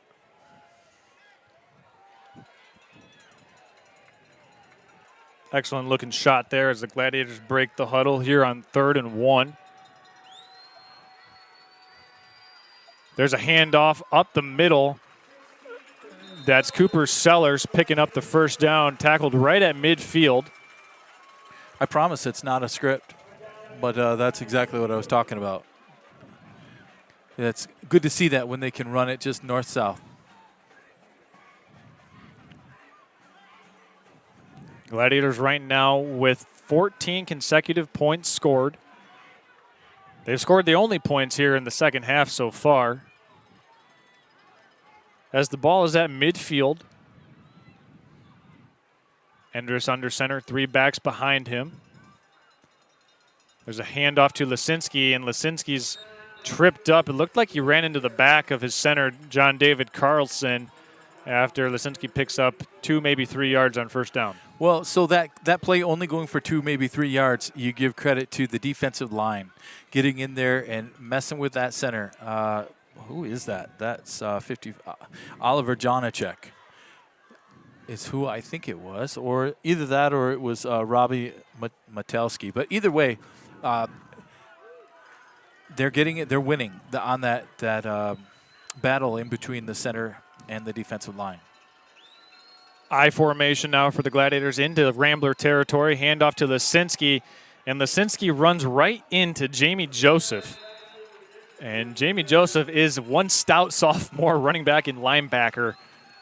And Lisinski gets 2.5 yards on that second down carry. Yeah, if you're Boyne City, you're pretty happy with the play of your underclassmen. 6 sophomores on this roster for the Ramblers, and all of them, at least to my account, make an impact on the field. Yeah, where are they going to be next year and the year after, for sure. Right, Jamie Joseph, Tanner Kelly, Brun Hauger. I mean, those guys seemingly in on every play or near the ball on every play. Daziak in motion. Endress rolling to his left. Throw back across, got a completion to Endress. Endress gets a block out in front by Russell, and Daziak has a first down. Garrett Russell, number 77, out there throwing a nice block to get Daziak free. Sure looked to me like that ball got tipped going, back across the field. Here's the replay here for you, Scott. That was pretty scary. The motion, Daziak across the field. Watch Russell out there, 77. Yeah. Boom. Yeah, out there, that offensive line out there just making that gain possible. That gain is brought to you by your offensive line. So the offensive line sponsor of that play as the Gladiators come out in a spread formation, twins to the top and bottom. There's Lisinski in motion, and Lisinski's got to try to turn the corner, and he's dragged out of bounds at the Rambler 27. Give him about 7 yards on that carry. It looked like Boyne City almost had an angle on him to force him, but the speed of Lisinski there just too much, able to turn the corner. Ran about 45 yards to gain 7. But great effort to turn on the wheels. Back to I formation here on second down. We're at the midway mark of this fourth quarter. Hand off to Cooper Sellers, and he's going to try to bounce it out wide. But wow, what a play. On his knees making the tackle for the Boyne City Ramblers. And was it? Yeah, once he stands up, maybe we'll get a good look at it. And it was Tristan Ager. Yeah. Yeah, Ager blew that up a little bit into the backfield. Nice job. He's looking a little shaken up. Timeout here taken by the Boyne City Ramblers with 5:27 remaining in this fourth quarter. Gladiators are on the move here, and this homecoming crowd can start to sense it a little bit. And, well, as they can start to sense it a little bit, we've had a couple excellent plays. And those excellent plays tonight brought to you by That's a Pizza. That's a Pizza is keeping your family fed this football season. And next week, you can head on into That's a Pizza for the watch party as the Gladiators will be on the road going to Pontiac Notre Dame Prep. Doors open at 6 o'clock. You can get there for your pizza, your appetizer, and then the pregame show, and then watch the Gladiators take on Pontiac Notre Dame Prep next week at That's a Pizza west side location. Yeah, right there on Front Street and Cedar Run Road, the Olson complex. Plaza, yes. Plaza, yeah. I'm thinking maybe I should be the in-the-field reporter from there. Ooh, they'll have pizza that would be there. fun. Yeah, or not, but yeah. Either way, definitely going to be fun. Be sure to be there, do the watch party. Troy will have it on all the TVs. It'll be a lot of fun. He'll have our audio pumped through his whole restaurant, which could be good or bad. Yeah, maybe then I will sing. Here's shotgun formation for the Gladiators on third and short. Thompson in motion. Endress keeping it, bouncing it out wide. Excellent coverage here on the line of scrimmage by the Ramblers. Doing a good job of not getting drawn in was Brunhauger. And it'll be 4th and 4 now for the Gladiators. Ball is at the 27-yard line. So as it stands, it would be about a 43 or 44-yard field goal for Sam Wildfong. Not sure if they want to test his range, Scott, but... Well, you're up by a score, right? Go for that 4th and 4 and hope that that's a nail in the coffin, if you will. I mean, there's still lots of time. Or you, I don't see them going for this one. We haven't seen lots of 44-yard attempts by the Gladiators. Gladiators take this one all the way down before taking a timeout with 4:39 left on the game clock or play clock. Goes all the way down and expires. And while we have an opportunity to do so, we want to thank our pregame show pizza provider, BC Pizza. And, well, getting us fueled up and ready for the game, BC Pizza can do that for your family as well. Whether you're trying to travel, maybe next week going down to Pontiac, scoop up a couple pizzas on the way down to that Pontiac Notre Dame prep game, as the Gladiators will be taking that 4.5-hour bus ride down south of Metro Detroit. BC Pizza keeping your family fed just like they keep our family fed here for the pregame show. BC Pizza getting us ready for game time. Well, the Gladiators right here tonight, they maybe weren't ready for game time in the first half, but in the second half, Scott, they've started to snap out of it. I don't know if you ever, if you're normal like me, I get up at the same time. I try to get up at the same time every day. My wife probably laughed when I just said that because today I got up late. But when you get up at a different time, sometimes it takes a while to get going. You're a bit groggy. That's what this feels like. Here's 4th and 4.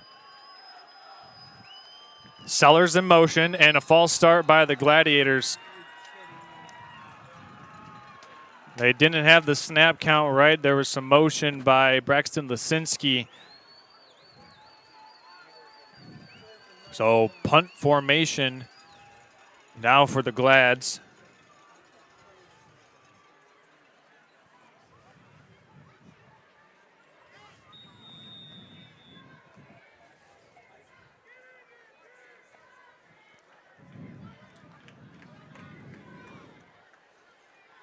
And they'll be certain to punt this one away. Sam Wildfong standing at his 45-yard line. Hopefully cut the corner, put it out inside the 10. Wildfong takes it and just puts it up there high in the sky. Takes a nice hop for the Gladiators, rolling down at the 12-yard line. So it's a 20-yard punt net. And Boyne City will take over at their own 12 with 4:28 remaining in this final period of play to see if they can muster up enough energy and summon upon one more good drive to tie this one up yet again. Yeah, I tell you what, all the fans who came home for this homecoming game or those tuning in online, they definitely are getting a ball game. With 4:28, and Boyne City has the ball and opportunity to bring it down and tie up the game. This is a crucial drive right here. This one is a blown play from the start. Gladiators get them back down near the 3-yard line. Michael Frederick and looked like Frederick and also Jaworski in on the stop, but Scott, that one had no chance from the start. Well, you know, your offense is cooking, just doing its thing. come out of that play right there and do a little razzle-dazzle. It just got broken up early. So unfortunate for Boyne City, but a nice break for St. Francis. Near going to keep it himself, runs into a wall. And the Gladiator defense right now really starting to show up. It was Goldman on the stop, number 50. And this homecoming crowd starting to come to their feet with the performance of this Gladiator defense, with Boyne City backed up right near their own end zone. Wildfong out there holding his shoulder. I tell you what, sometimes those good collisions really mess with your AC joint. Hopefully he's okay. Yeah. Seems to be okay. Boyne City needs the 22-yard line for a first down. Near back to pass, looking to throw. Blitz coming from the right. Or here's a ball down to Hewitt. Incomplete. Coverage by Muma. Hewitt had it at the 30-yard line with a diving attempt just outside of his fingertips. There is a penalty marker down. Where? Where was it? It was thrown near the goal line or in play. If it's holding in the end zone, that's a safety. See if we can see it here on the replay. It's not. No, we don't have it from a camera angle that would show it. But if it's holding in the end zone, that's a safety. And it must not be. Head coach Josh Sellers wants to decline the penalty, so obviously wasn't in the end zone, so they'll take that penalty and decline it. Now Boyne City will punt from, and Joseph will stand 2, maybe 3 yards in front of the back of the end zone. Yeah, don't be taking a step backwards.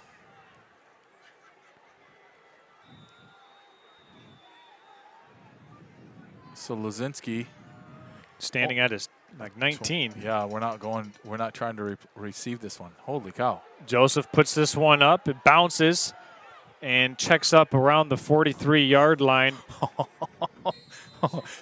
Okay, so if you're hit that replay if you can. There's a nice little play there at the end. Sam Wildfong got a block on number 8 and sent him backwards. It's just nice to see kids playing right till the whistle. Well, here you go, Scott. Walk us through it. Yeah, watch on the far side from us. Right there, boom. Wildfong, they stay on each other. Whew. Just gave him a little extra, emphasis, and he lost the footing. You know, it wasn't super dirty. Just hard playing by both sides. Gladiators break the huddle, coming out here. 3 minutes, well, under 3 minutes left, excuse me. Little handoff to Lasinski. Was that a triple option look there, Scott? Well, I tell you what, right up the gut. Right behind Garrett Russell.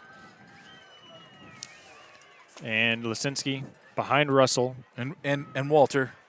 They're having quite a bit of success. I love seeing them run right behind them. Once we start going laterally is when they seem Boyne City seems to have the ability to catch up.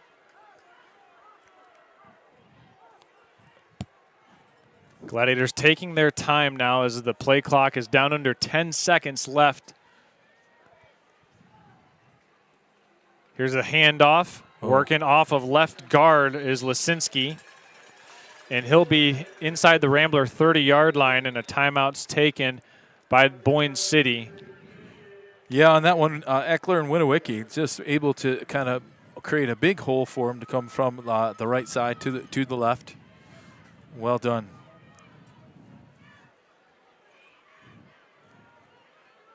I was talking about going right behind Russell and Walter. Of course, right across from them is Caden Schoolcraft, and yeah, he's got some size. So while we have a break in the action, just want to remind everyone we will not have post-game interviews tonight. We will not have the Culver Meadows and Team Elmer's post-game show because we've got a doubleheader here at Thurlby Field tonight. Stuff. And we got to clear out as soon as this one hits triple zeros. And I'm going to guess it's the breast cancer awareness. It is game the pink with out game. The Elmer's, the Team Elmer's pink mixer. Pink mixer. I need some concrete soon. Can we get a shot of that Team Elmer's concrete mixer? That is that's something for sure. Here we go. Take a look at that. That would be, Sam's family business there. Yeah. Sam Wildfong. And not only that, but Team Elmer's the hardest working player of the game here tonight as well. So we'll be announcing that here in the next minute. Oh, how do you decide that? So go ahead and rack your brain a little bit. I've got some of my nominations. Scott, I know that you'll have some good nominations as well. Under center go the Glads. Here's the handoff to Bellinger. Bellinger has first down yardage and enough to move the chains. And that, with one timeout left, do the Ramblers have, that may just do it. So, Scott, your nominations for the Team Elmer's hardest working player of the game. Well, I got to tell you, special teams makes and breaks the game. And to see Voss down there making those key hits, I mean, he only gets so many plays. He's on special teams, but he was really working hard. So he's definitely gets the nod from me. So I'm going to go one, Lance Voss, and then my other nomination, left guard Zach Winowicki, doing a lot from his guard position. Handoff to Daziak. Daziak is eventually tripped up by the Ramblers' Caden Schoolcraft. Yeah, I can't argue with you. Any of those linemen, Boyne City brought some size and some strong boys down there for sure. And our offensive line had their work cut out for them on both sides. Scott, looks like we got a one possession difference on the scoreboard. Also, one turnover difference. Well, excuse me.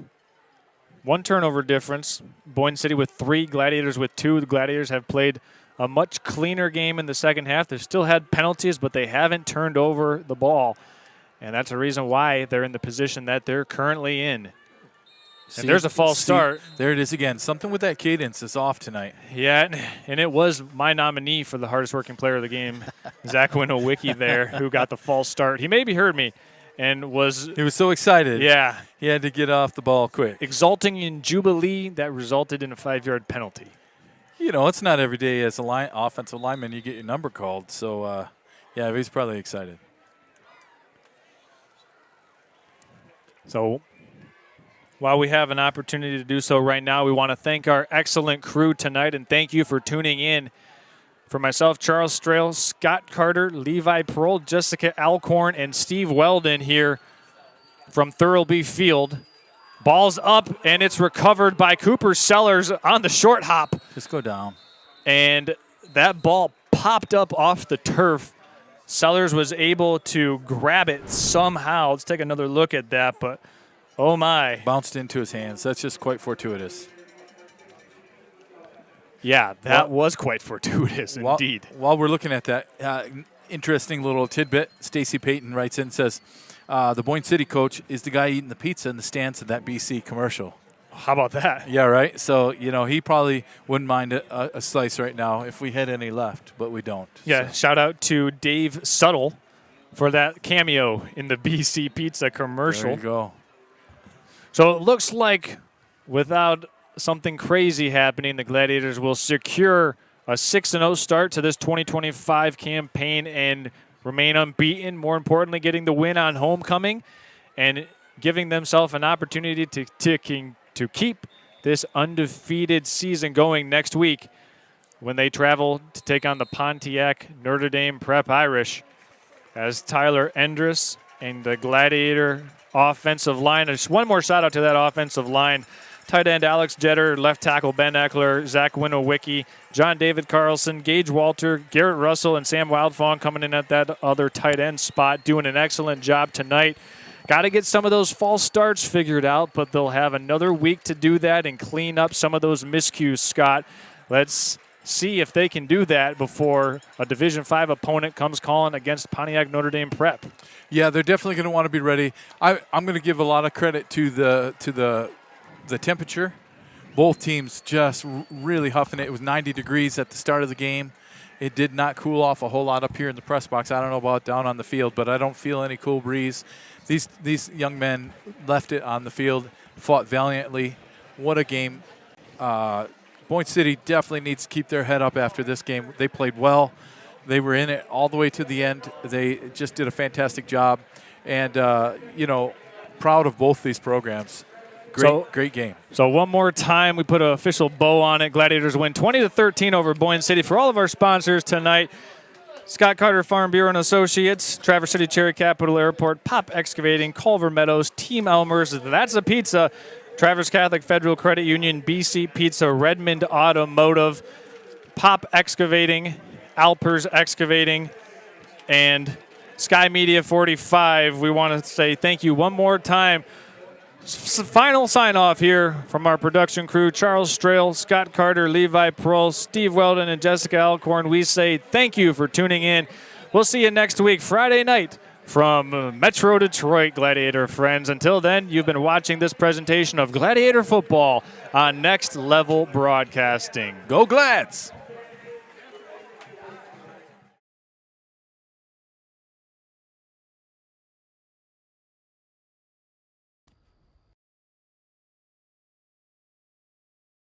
Today, Redmond Pop Excavating, Traverse City Cherry Capital Airport, Culver Meadows, Farm Bureau Insurance, Carter and Associates, BC Pizza,